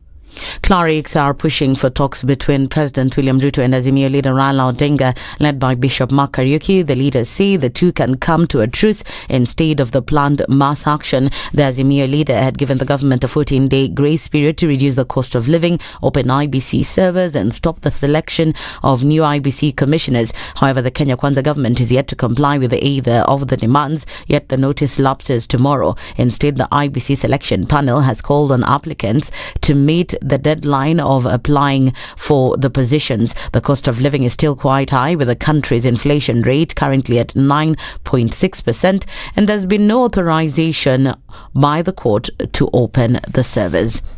An operation on high-level tax evasion schemes by traders dealing in alcoholic products led to the confiscation of a large consignment of counterfeit alcoholic drinks in Makueni. In a statement from the DCI, officers raided a store in Kikima Market belonging to Daniel Musau, where they impounded 3,000 bottles bearing fake KRA stamps. This follows a countrywide government crackdown targeting traders evading tax payments. And the ruling United Democratic Alliance Party now wants Senate Speaker Amason Kingi and his National Assembly counterpart Moses Wetangula to resign from their party positions. Secretary General Cleophas Malala says the two are not supposed to participate in party politics due to their capacity as state officials. Wetangula is the Ford Kenya party leader while Kingi heads the PAA party. The Secretary General said the two should pave the way for the new party leaders who will engage the ruling party leadership in the proposed dissolution of Kenya. He also had the same requests to Prime Cabinet Secretary Musalia Mudavadi and Foreign Affairs CS Alfred Mutua of Maendeleo Chap Chap Party. Now, if you're living in Jomo Kenyatta International Airport, Standard Gauge Railway at the River Export Processing Zone, around Coca-Cola, Mukuru, Maradaima Estates, and in the North Airport Road in Embakasi Village and Tasia Estate, then brace yourself to store enough water, as there'll be no water starting from Thursday at 6 a.m. all the way to Friday at 6 a.m.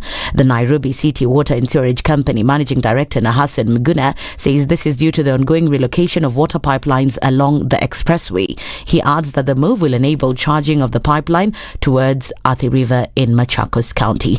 And in the international scene, a Canadian brother and sister born at 22 weeks have been named by Guinness as the world's most premature twins. Adaya and Adriel Nataraja were born at 126 days, overtaking the previous record of 125 days early set in 2018 by twins in the US state of by twins in the US. A full-term pregnancy is usually 40 weeks, making them 18 weeks premature. That's the Newswire. I'm Leah Obaga.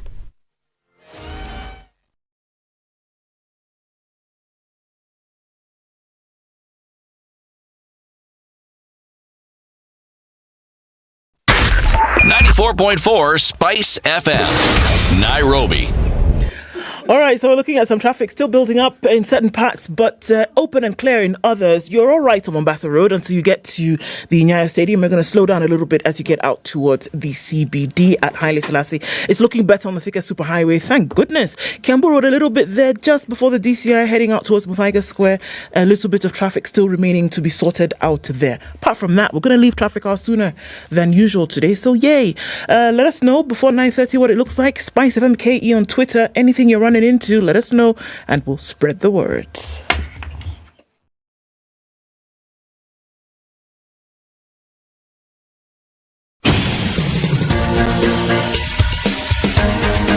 This is the Situation Room, the home of hard-hitting political commentary and penetrating insights about the state of the nation. This is a talk radio experience like no other. The Situation Room, a place for hard truths, debates, and elevated conversations.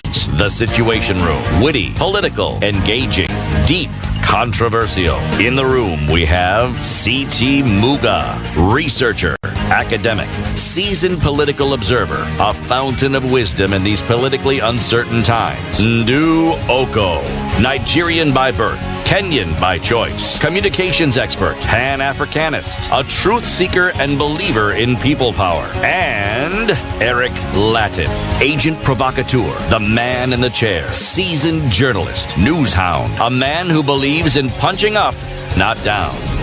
This is the Situation Room. Good morning. The only way to start your day.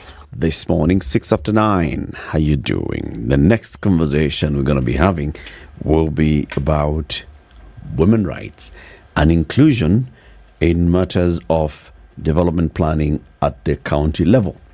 Now, this is an entire month of celebrating women. And then tomorrow is International Women's Day. Women's Day. And what happens on International Women's Day? We celebrate women. We celebrate women. Okay. So our guests will be joining us shortly. They are already in the building. they'll be ushered into us shortly. That whole conversation about, dialogue and the importance of having a dialogue and the importance then of looking at political parties and what the role and value of political parties is one that we started, but we still have a long way to go on, CT. We do, but if you look at our political processes, the one thing that dominates it, even when you have a contentious election, and literally all our elections are contentious anyway, there's always dialogue. There's always dialogue. The ability of the politicians, leaders of political parties to talk, it's gotten a bad rap when people keep saying, handshake, what have you. But the fact that people are able to talk is an extremely positive thing. Because that talking is what opens a sort of doors that in the absence of that conversation would be completely shut and with dire consequences. People people take for granted the fact that, you can talk, you can react, you can respond to. Yes. You can have conversations where you openly disagree. Yes.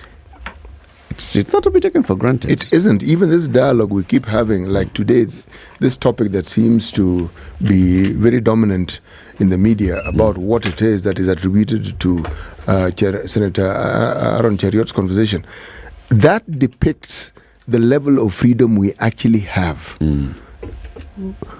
The fact that that conversation can continue and it can be had and it can continue being had, it's something that should not be taken for granted.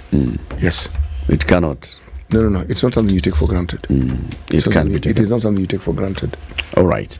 Our guests are in the studio. Orlando Samuel is the Executive Director of Pamoja Trusts, and Betty Hamoud is a Human Rights Defender. Good morning. Good morning. Thank you very much for joining us, and happy Tuesday. Asanteni sana for being here with us. So we're going to have a conversation about social movements, about women's rights and inclusion in planning for city development or county development. It's an interesting conversation. We always have conversations with Orlando about, especially the inclusion of the minorities in development conversations. Today, ahead of tomorrow's International Women's Day, we want to talk about focus it on women. But to welcome you to the show, City has a day's proverb. I do. Our proverbs for the whole of this week come from the country of Rwanda. You cannot outdistance that which is running after you, but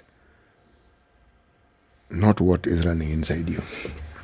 Whatever is running besides you, you can, or after you, you can outrun it. But if it's inside you, you cannot outrun it. You can't. Kabisa. Betty, good morning. Good morning to you. That proverb, what do you understand by it? What are the Rwandese saying? According to what I think, is that whatever you're doing, if it comes right from you, you have the strength. But you can move away from what you're not working with. So as a human rights defender, I am who I am. I fight for human rights, and I believe it cannot run away from me. Why do you call yourself human rights defender? Others call themselves activists and campaigners and advocates. You see, these are just names that were put there. But the truth is that we are human rights defenders. Because according to the Constitution, it tells us very well that we should protect the human life. And this is the most important thing. So we are just human rights defenders. We become activists when we make a lot of noise. That's only what makes us become activists. It's a volume that changes the name. Yeah, it's just the volume. Is there anybody who's not a human rights defender then? Of course, there are people who are not human rights defenders.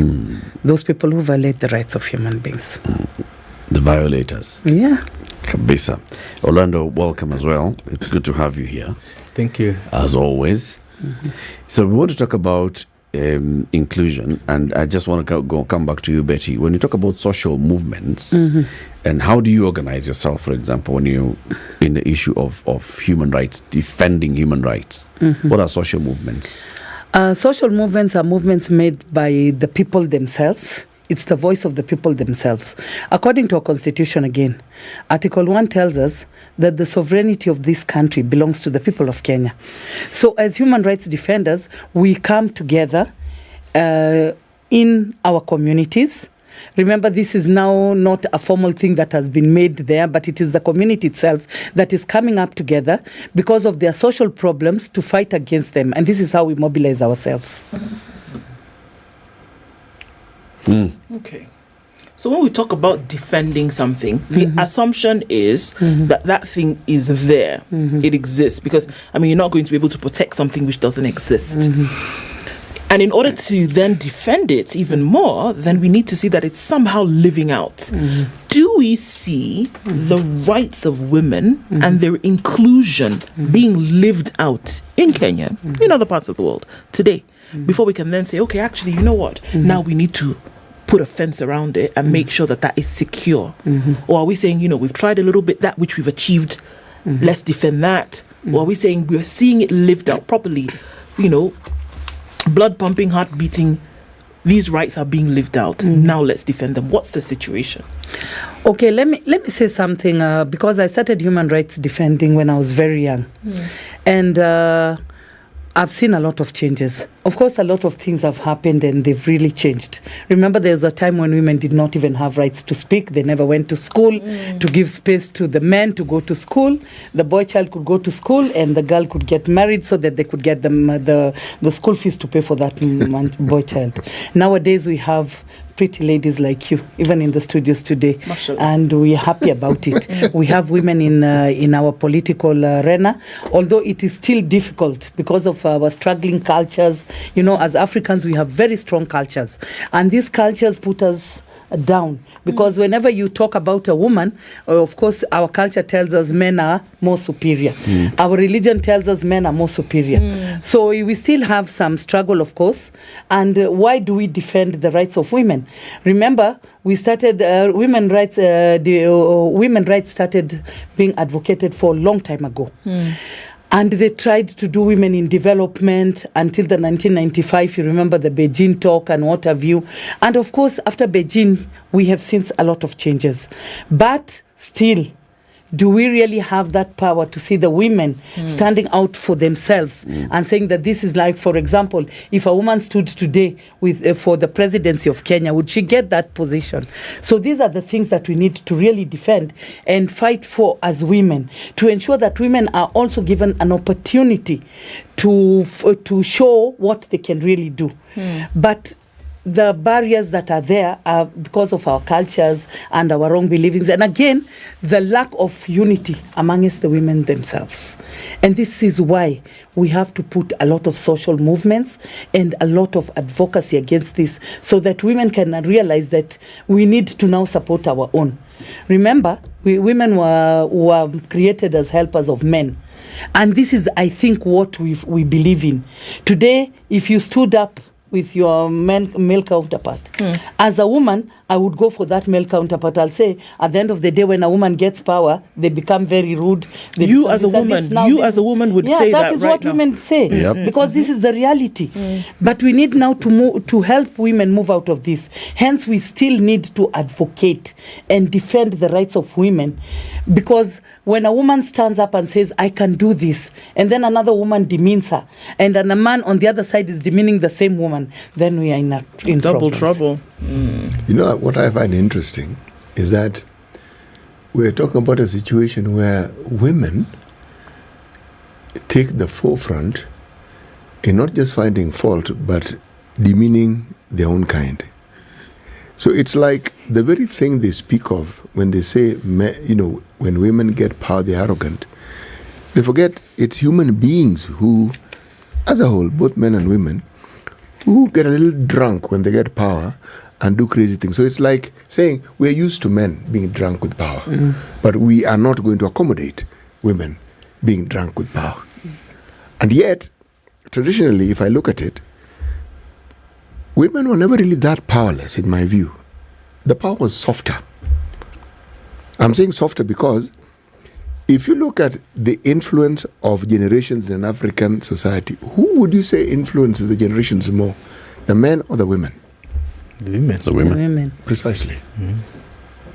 So, in communities where you have a matrilineal system, you will find men with very interesting traits that, for instance, attention to detail, people who focus on structures and organizations.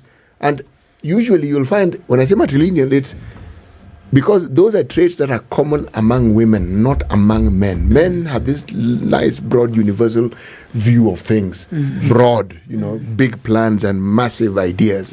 So what I'm saying is, how do you then balance between what was traditionally African and bring it into the 21st century, so that with all the changes and the influence we have from the West, that when we talk about women's rights, it is actually women's rights according to what we, the Africans, believe it should be, and not predominantly the influence of the West. That's true. Orlando, when you talk about women inclusion in matters of development, I mean, Betty has mentioned in terms of electing women into positions of leadership, even appointing women into positions of leadership, communities assigning leadership roles for women. Now let's come into what we see in our devolved units. CIDPs have just been rewritten and redone. From your own engagement with the CIDP process and the counties, do you feel that the voice of women was included more this time than it was previously? Thank you, Eric. I think as I answer your question, I need to properly introduce Mama Kenya. We call her Mama Kenya. Mama Kenya. Because she comes from Kangemi. And in Kangemi, she does an amazing work on community organizing and building social movements around residents' associations. And I remember when we visited, now to get to your question, when we first came here with my colleague Jamin, and we were speaking about the People's Manifesto. Yes.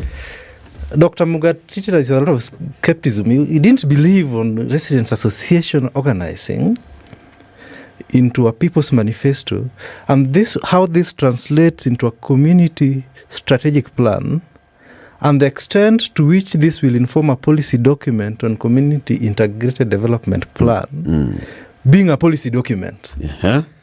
And the discussion was that, it's a political space. That what is the space of residents' association and voices of women like Mama Kenya and Mama Betty in this space? And to what extent can we entrench affirmative actions to ensure that vulnerable populations who are vulnerable socioeconomically, and sometimes who may suffer more as women? We did have an opportunity to then have community strategic plans that drew from the People's Manifesto, get into community strategic plans. And Kangemi was one of the settlements headed by Mama Betty, Mama Kenya. And I come with her as a demonstration that if communities organize, then 50% of their issues can find their space into the county integrated development plans, which is now a policy document. So then we shall shift the conversation later on to what or how is this implemented as a policy document, and what is the role of women organized groups and social movements like Mama Betty's. So take us, the two of you, choose whoever is going to tell us this story of how the people of Kangemi organized as neighborhood association, as neighbors, to decide what is important to them and calling it their own manifesto, and how then whether it's in the current Nairobi CIDP. Start from the beginning, Betty. Okay, in Westlands is one of the richest sub-counties in Nairobi. So people do not know that in Westlands we also have informal settlements. And about 60% of the residents of Westlands actually live in those informal settlements. But because of the mighty power and the conflict of the haves and have-nots, people might not know the history behind the People Westlands. don't see the majority. And even when you talk about Westlands, nobody cares about Westlands because they think Westlands is a very posh area. But we have those very posh residents associations, which of course had their own residents associations associated to Kara. Like the Runda, the Loresho, and the rest. But you see, we never had residents associations for the informal settlement people at all. because Like nobody, for example, we started one in 2011. This is called Westlands Informal Settlement Residents Association, which has given birth to a number of residents associations, which includes the Kangemi Neighborhood Association, it includes the Kibagare Neighborhood Association, and these are the groups that we formed, and most of them are women-led. Most of them are women-led in the informal settlements. And this is how now we came up together. And in partnership with other non-governmental organizations, we are able to now talk to the women, have some little forums. You see, public participation is a right. But do we experience it from the government? No. Because when the government wants to do public participation, it's only done when they have their need. So we, as the community, felt that we need to have our own public participation and also make our women understand what are we talking about when we talk about the CIDP. Because you see, this looks like another animal outside there to a woman who wakes up at 3 in the morning and goes back to bed at 10 at night. She doesn't even have time to listen to the radio. So she'll never get public awareness of what we're talking about in CIDP, what is a budget, how do we form these things. So we started mobilizing ourselves as the community, talking to the women, of course with a little assistance from the non-governmental organizations that are around, maybe get like 20, 30 women, put them together, discuss, give them awareness, tell them what they need to engage in, what you need to ask for. This led to me being elected as the person to represent the CBEF in the Nairobi County. This was during the tenure of our Honorable Evans Kidero. And when I went there, I was able now to understand even more about the budget, because you remember we had a very bulky budget in the Nairobi County. Let me tell you, even for a professor, it would not be easy to understand how that budget came. But it is through our movements that we changed that budget to now the budget that we have, which is program-based. So these movements have been going on slowly by slowly. As the community, we mobilize ourselves, we discuss, we make our manifesto, we sit down, do a strategic plan. Like now we've done even the inclusion of the refugees, because we have a lot of refugees who are living amongst us, and we have the Refugee Act also. So we've tried to make this through the women groups, the self-help groups. We create awareness in the very, very small groups we have. We even go to the markets and talk to the people in the market. You see, this person is selling, and you are there talking about you people should get concerned. We need markets. You don't have a market. You see, like in Kangemi, you don't have a market. All of you see the market as you go up country, isn't it? On the roadside. So in order to get this market, how are we going to get this market? And the market is where women are. The majority of people who are in the markets, of course, are women. But when it comes to leadership of the market, of course, you'll find them electing men, because they say, you see, men are stronger than us. They can budge and they'll talk louder than us. So we are now trying to tell them that, no, we need to change and let women also speak. But we have the market associations now. We have the small Juakali associations. Everybody is now getting into this manifesto to ensure that we are now fighting for our rights according to the constitution. Because before, what would we talk about development? People would think development is about roads. It's so shameful that even after we promulgated the constitution in 2010, even up to now, there are some Kenyans who don't even know which is the function of the national government and which is the function of the county government. So these are the things that the social movements and especially the inclusion of women is doing at the grassroots level, to make sure that Mama Mboga who wakes up at 3 understands that, I have to go to that public participation forum. Although, again, we have a challenge. When they call for the public participation forum from the county, where do they take them? Like in Westlands, they take them to City Park. City Park is very far away from Kangemi. And remember, we spoke about devolved government and said that the government should go to ward level. But we do not have public participation for us in the ward level. So we have to follow the public participation where it is. And if we have not formed these movements, and if we are not with this, we have not done these strong movements, who will go to those public participations? Of course, the people who will want their things to pass there. So we've seen a lot of things passing through in our CIDP. For example, the safe house for gender survivors, that will be coming up, a very big one at Mji wa Huruma. That is something that we advocated for. and land was given by the county. The gap was financing, but I believe this year, the national government affirmative action through Madam Esther Passaris signed an agreement with the former county government that she's going to fund it at 50 million. So we'll have the first biggest safe space for gender-based survivors in Westlands that was advocated through these social movements. How large, in terms of numbers, is this organization? It's large. It's large because the Winds Rare has about a membership of 300 and something people, as Winds Rare itself. We have small community-based organizations that are also partners. So it's like a networking forum. So we could reach about 100,000 there. Okay, now my next question. Once people have been emancipated or they started the journey of emancipation, there's this little detail of how you survive day to day. The small-scale businessmen, what we call SMEs, etc., etc. How do you work with these organizations? How do you ensure that your members and people who live in these communities are able to not just ensure that their businesses thrive, but that their businesses also grow?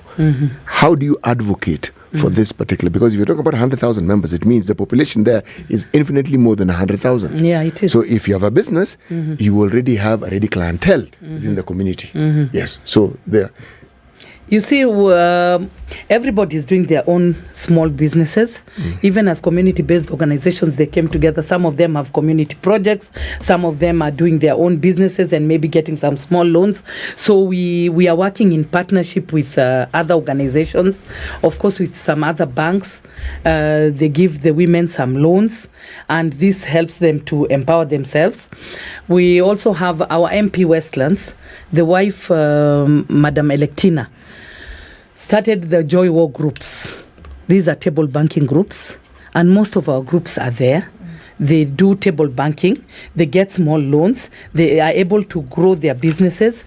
They do massive trainings to these women and teach them on how to change and innovate their businesses. So we what we are doing in this part of development is to make sure that we have a lot of partners who are empowering our women and trying to help the women also understand that it is important to be secure financially, because if you're not secure financially, then automatically, even when we say we would want to have power, how will you have power if you're not financially secure? You see, there's a dependency, I'm going to use the word syndrome, that the politicians in this country like to favor and like to advocate. And that is through the culture of the handout. Now, when people are secure and they're able to depend on their own, as we say, kujitegemea, it then removes that power from the politician. Yes. So my question, how supportive are the political class? Or you smile. And how destructive are the political class to these movements? Because when these movements are strong, the politicians' power is definitely infinitely reduced, unless they are smart enough to be part and parcel of this movement. Yes. I think I would say that, of course, it's not very easy to work with politicians, and especially for us as human rights defenders, because most of the time, we are their watchdogs. But in Westlands, we are quite lucky. For one reason, our MP, the Honorable Tim Wanyonyi, is even the person who's advocating against this dependency syndrome.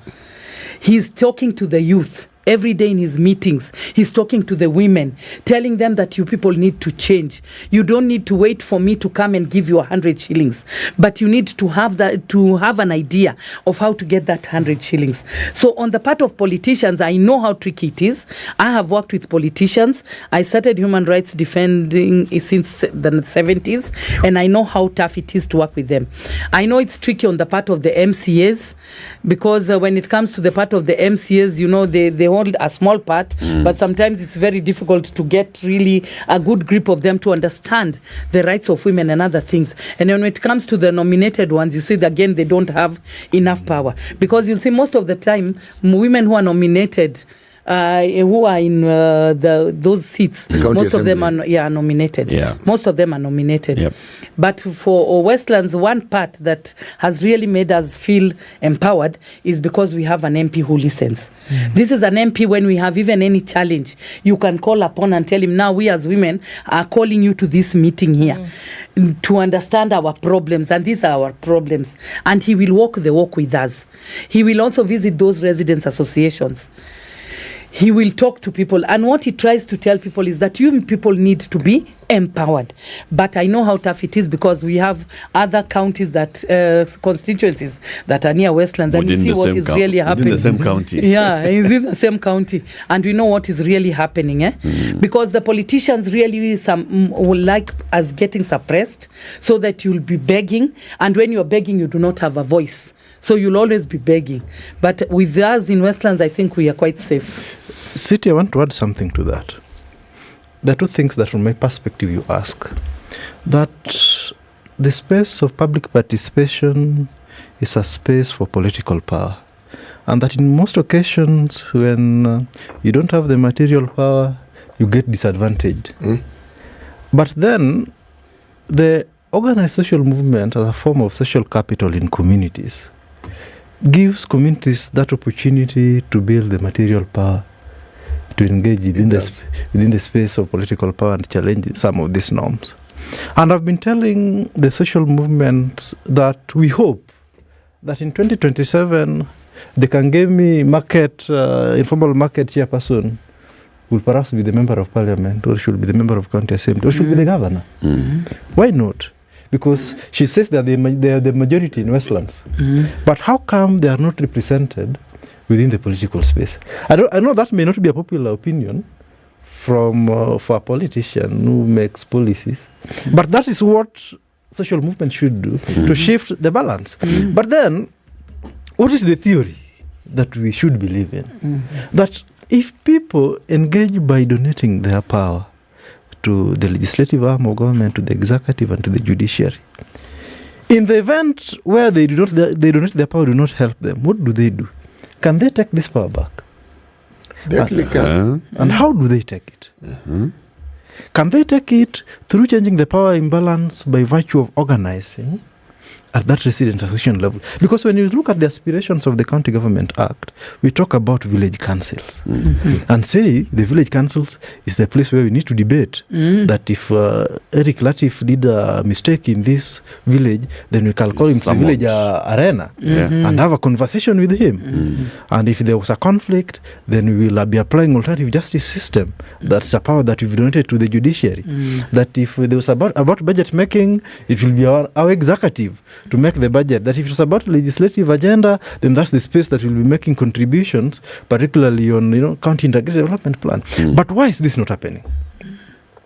It's because communities need to take their political power back. And then when they take their political power back, then use this to organize their material power and have a voice. And from my perspective, we've tried this theory, and it's worked 50%. So then, at Pamoja Trust, we believe that it's something that we can entrench more in communities, and it can work more. And the people who are to drive it are the community members themselves. Those who feel the pinch. Let's take a break on that note. 25 minutes to 10. Mama Betty Hamoud is a human rights defender. Orlando Samuel is the executive director of Pamoja Trust. We are talking about social movements, women rights, and inclusion in county planning processes. Tell us about Flying Emirates. Why is it such a big thing? It's like living the dream in the sky, I tell you, before you even get where you're going. So imagine flying Emirates, first class or business class, and you don't even have to worry about, will I get enough rest? It's a long flight. How will I? Luxury in the sky, I tell you. Flat beds, you can sleep. You wake up, you can, get pampered. Upper deck, lower deck, it's fantastic. And you eat the best. You eat the best. Fly better with Emirates. 24 minutes to 10. Back shortly. This is the Situation Room, the only way to start your day. Fly Emirates first and business class and look forward to a journey that's as incredible as your destination. Start your holiday with delicious fine dining, impeccable service, and comfort that's out of this world. Sip drinks in our A380 onboard lounge on flights from Dubai and beyond. Watch a movie and drift into a restful sleep in flatbed seats. Treat yourself to Emirates first and business class. Fly Emirates. Fly better. This is 00 Direct, woman host, music by women, and only women guest. Everything is so larger than life. You kind of have to have a good understanding of who you are. You could easily lose yourself. We have a global approach in the programs that we put together, meaning that it's not just about refining my business, it's about refining the industry, it's about touching the youth and making sure that in totality, change actually happens. Catch 00 Direct every Saturday from 10 a.m. Only on 94.4 Spice FM, Nairobi. Sunny conditions, what we're looking at in Nairobi this morning. They'll go to highs of 29 and lows of 17. It's sunny at 19 in Nakuru, highs of 31 and lows of 14. Looking into a sunny Nyeri at 18, highs of 28 and lows of 12. It's sunny at 20 in Eldoret, highs of 28 and lows of 14. Partly sunny conditions at 28 in Mombasa, highs of 32, and we'll see highs of 31 in Malindi, where it's sunny at 28. It's sunny at 24 in Kisumu, we'll see highs of 33, and highs will go to 34 in Kakamega, where it's sunny at 22. The sun is up in Kampala at 24, highs of 29, and we'll see highs of 32 and a mostly sunny Dar es Salaam at 28. Mostly sunny conditions at 18 in Johannesburg, highs of 25. 25 is what it is, and mostly cloudy in Lagos with highs of 33. It's sunny at 24 in Kinshasa, highs of 32. It's a hazy afternoon in Beijing at 19, highs of 21 and lows of 6. It's 4 degrees and cloudy in Paris with highs of 4. 2 degrees, cloudy conditions in London, highs of 5. And it's a rainy and snowy early morning in New York, highs of 7 and lows of -1.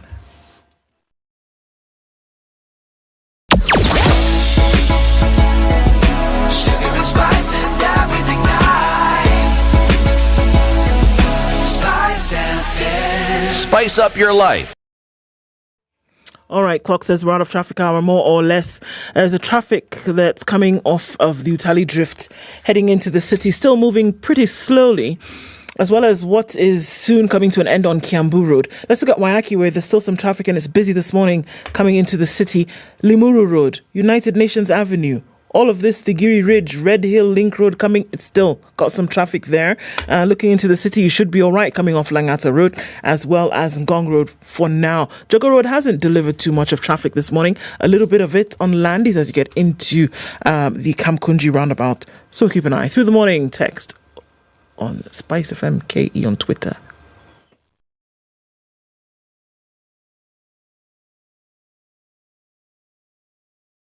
Business news with Spice FM.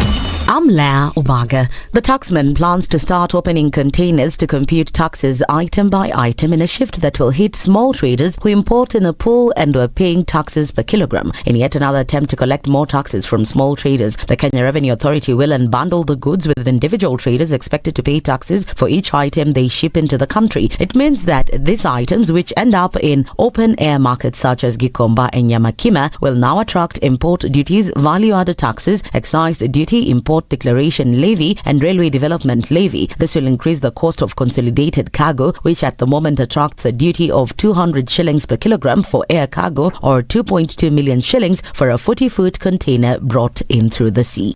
A Mogadishu-based bank will pay 2.8 billion shillings for a controlling stake in the Fast Community Bank in a deal designed to show up the capital levels of the Kenyan lender that are in breach of regulation. Premier Bank Limited Somalia, which has been in operation for under 10 years, will be offered new 10.8 million shares in exchange for a 62.5% stake. The cash injection will boost the financial health of FCB, whose capital strength has since 2018 breached levels set by the Central Bank of Kenya. Its capital to total risk-weighted assets ratio, which measures the minimum amount of capital available to protect depositors, was at 11% against the allowed minimum of 14.5%.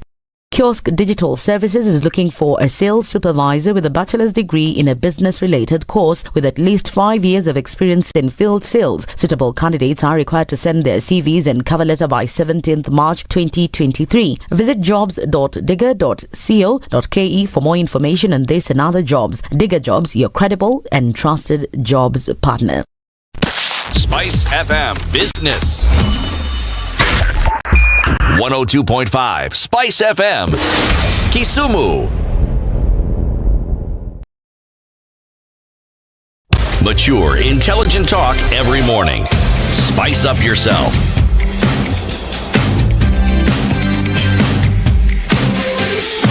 Conversation continues for the next mornings done right. We have our guest in the studio, Orlando Samuel from Pamoja Trust, and Betty Hamoud, a human rights defender, talking about the power of social movements, the power of citizens to engage, come together and plan their own development, and influencing government planning on that. Betty, you told us about what the community has done in terms of coming and identifying a need, which is we need a safe house for victims of domestic violence and gender-based violence. This has found itself into the county integrated development plan. Yes. Now, the next thing, of course, is to find itself in the budget. What is the role of the community in making sure that it goes all the way to that level? You see, this is where now the role of the community really comes in, because we have to advocate. As much as we are waiting for well-wishers and other people to sponsor our projects, we have to have every project that we want in the budget, whether there is finance or not. So how do we do this? By advocating for it as the community, ensuring that we put it through all the processes of the budget, because you see, this is a cycle. The budget is a cycle, and you have to get engaged in every point to ensure that you're following it up and don't stop until it is printed in black and white. That's when you'll know that it is there. And then from there, now you start doing monitoring, evaluation, and following up.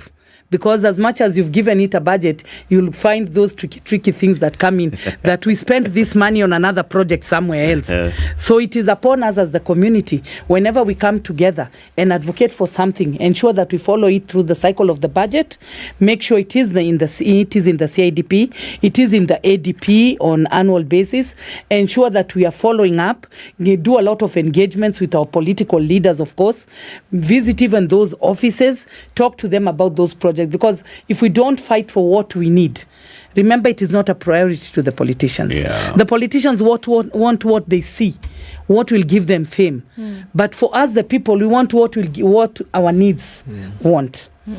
Then you need very many partners in such a journey, because as a community, you have advocated, you're bringing these things up, but you need various people who have the power to actually insert it into the budget, insert the budget, get the budget approved. You need your MCA, you need the chief officer for the specific department, you need the CEC, you need the governor, you need the other functions. How do you get all those on board? Now, the processes, and this is why we need to continue having awareness forums for the community to understand. Because there's where the community comes directly with the budget, and there's where the technical team comes directly with the budget. So if you're not sure of what time this is happening, then you might get lost. So you need to know how do we engage. It's by forming, you see the movements we have formed. This is a movement that we can just write a letter and ask for an appointment even with the CEC finance and tell him on this part we would want to see you urgently because of ABCD, and he will give us audience because we are already in a movement, unlike when you come out as an individual and ask for something. So the engagement is really tough. And as I've told you, I have personally engaged with the CIDP. I've engaged with the ADP. I've engaged with the CECs. I've engaged with the governors themselves when we are talking about these things. So it is quite a process.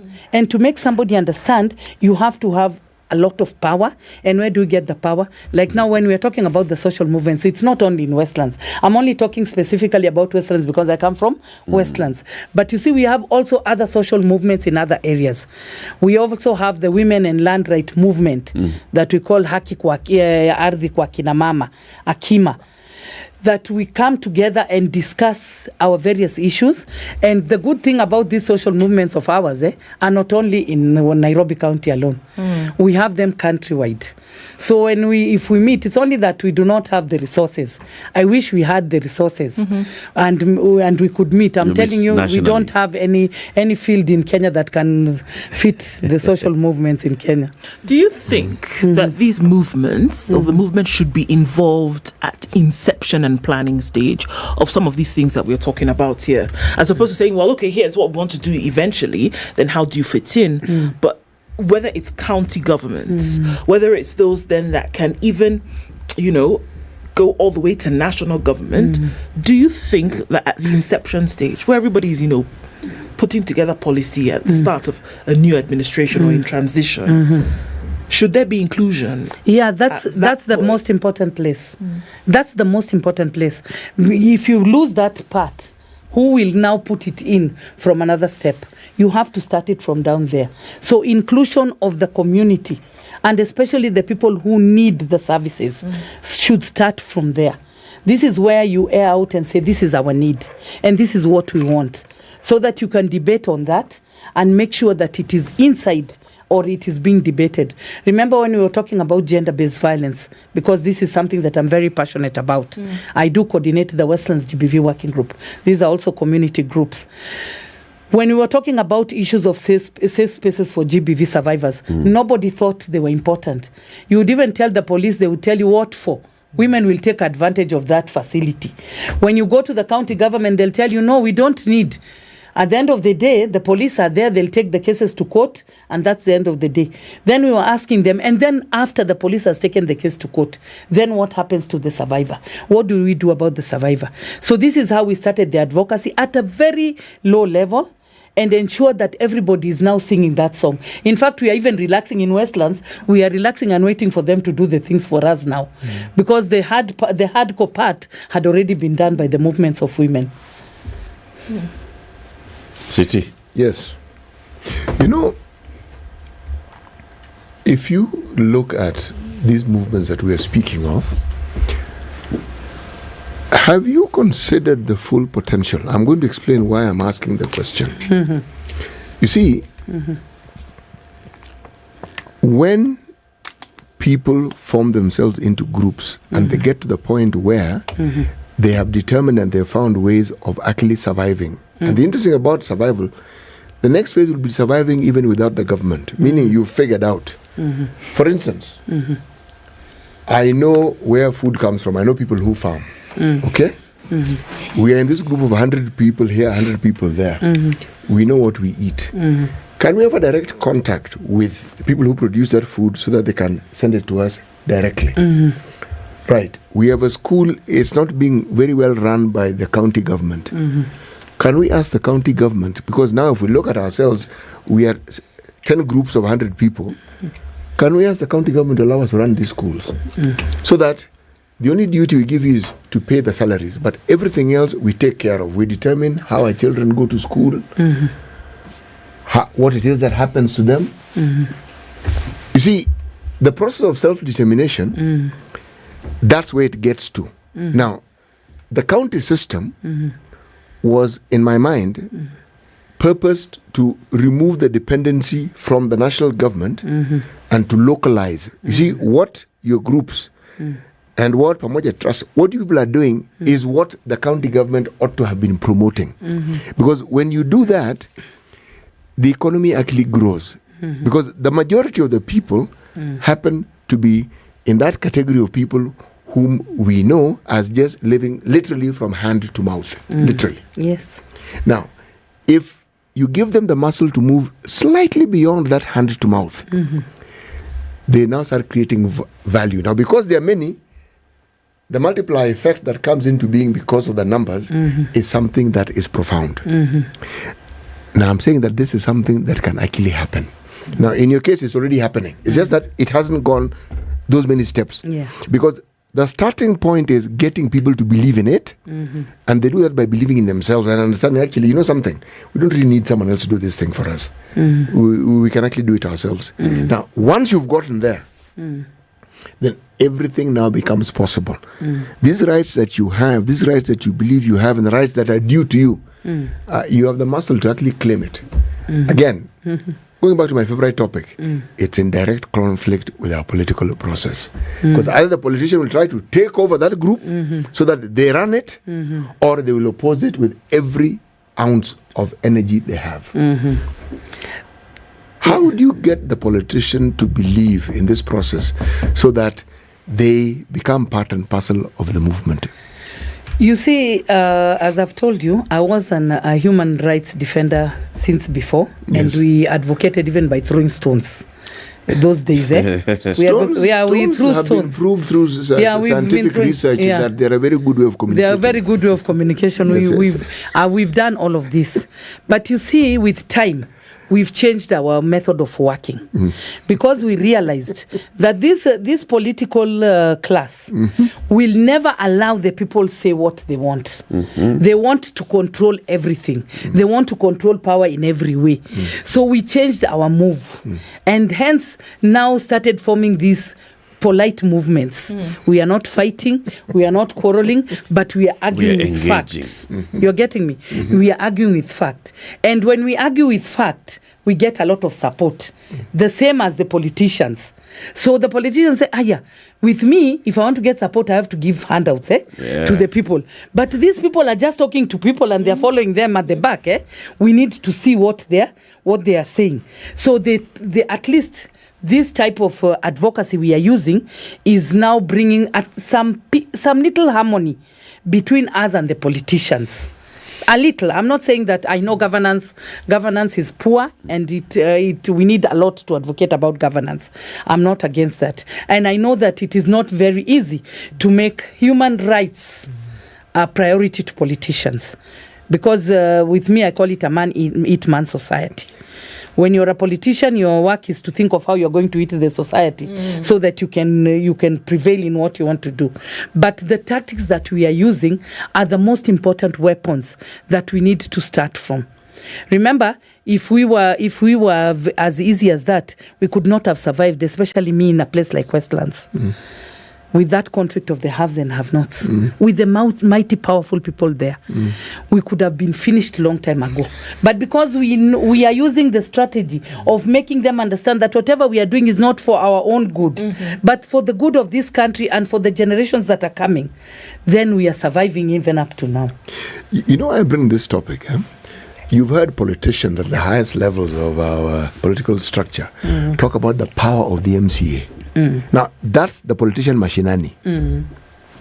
MP, slightly removed. Governor, senator, removed. But MCA, again, it's not that I have a solution, but I keep asking, how do you get an MCA to buy into this?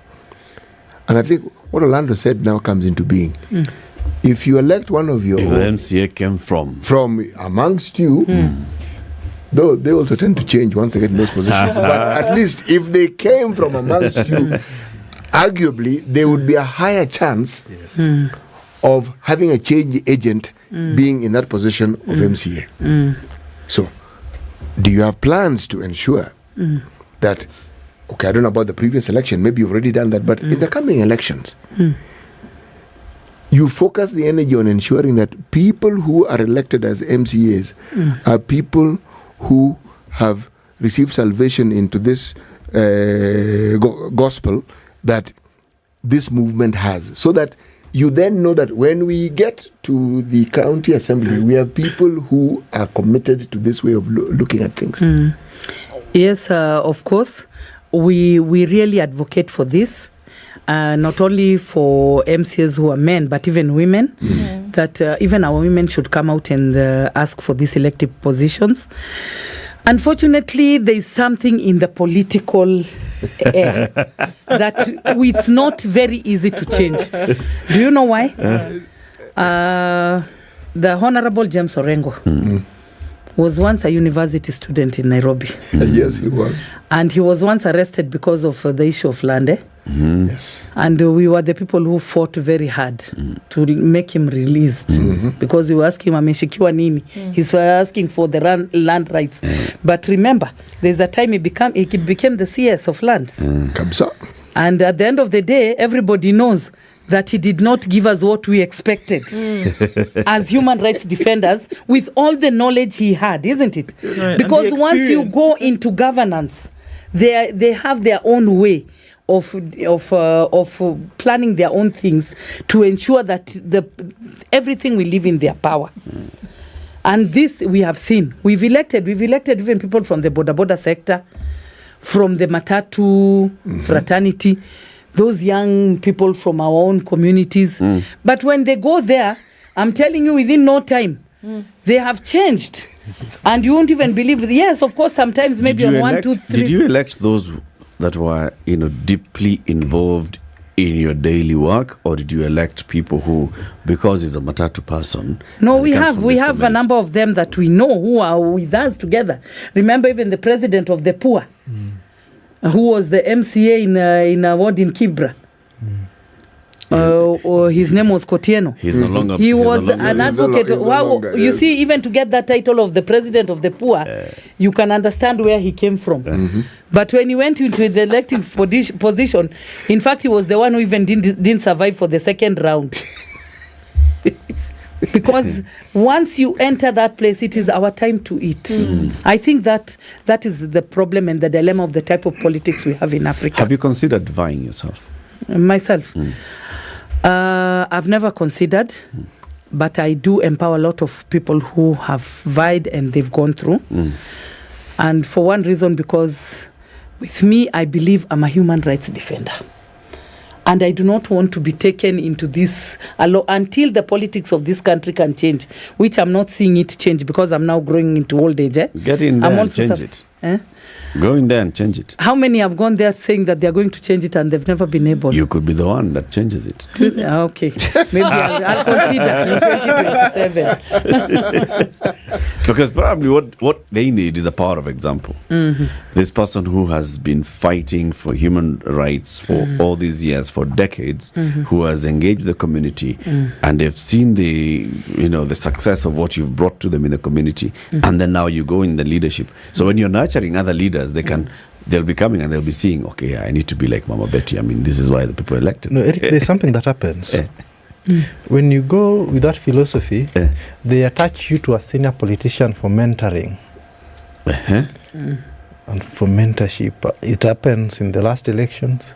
It's also happened, I think, in 2017, where we had a young politician, I think, from the central part of Kenya. The first thing they buy you a 4x4 car when you are campaigning in a donkey. Then they tell you now we attach you to Eric to mentor you.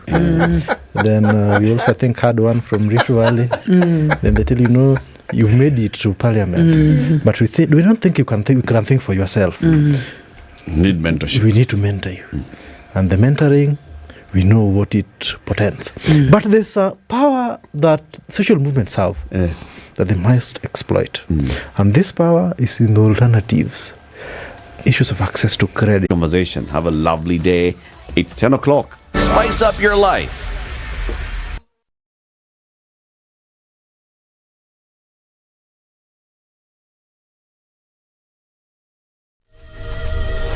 Good morning. This is the Newswire. I'm Leah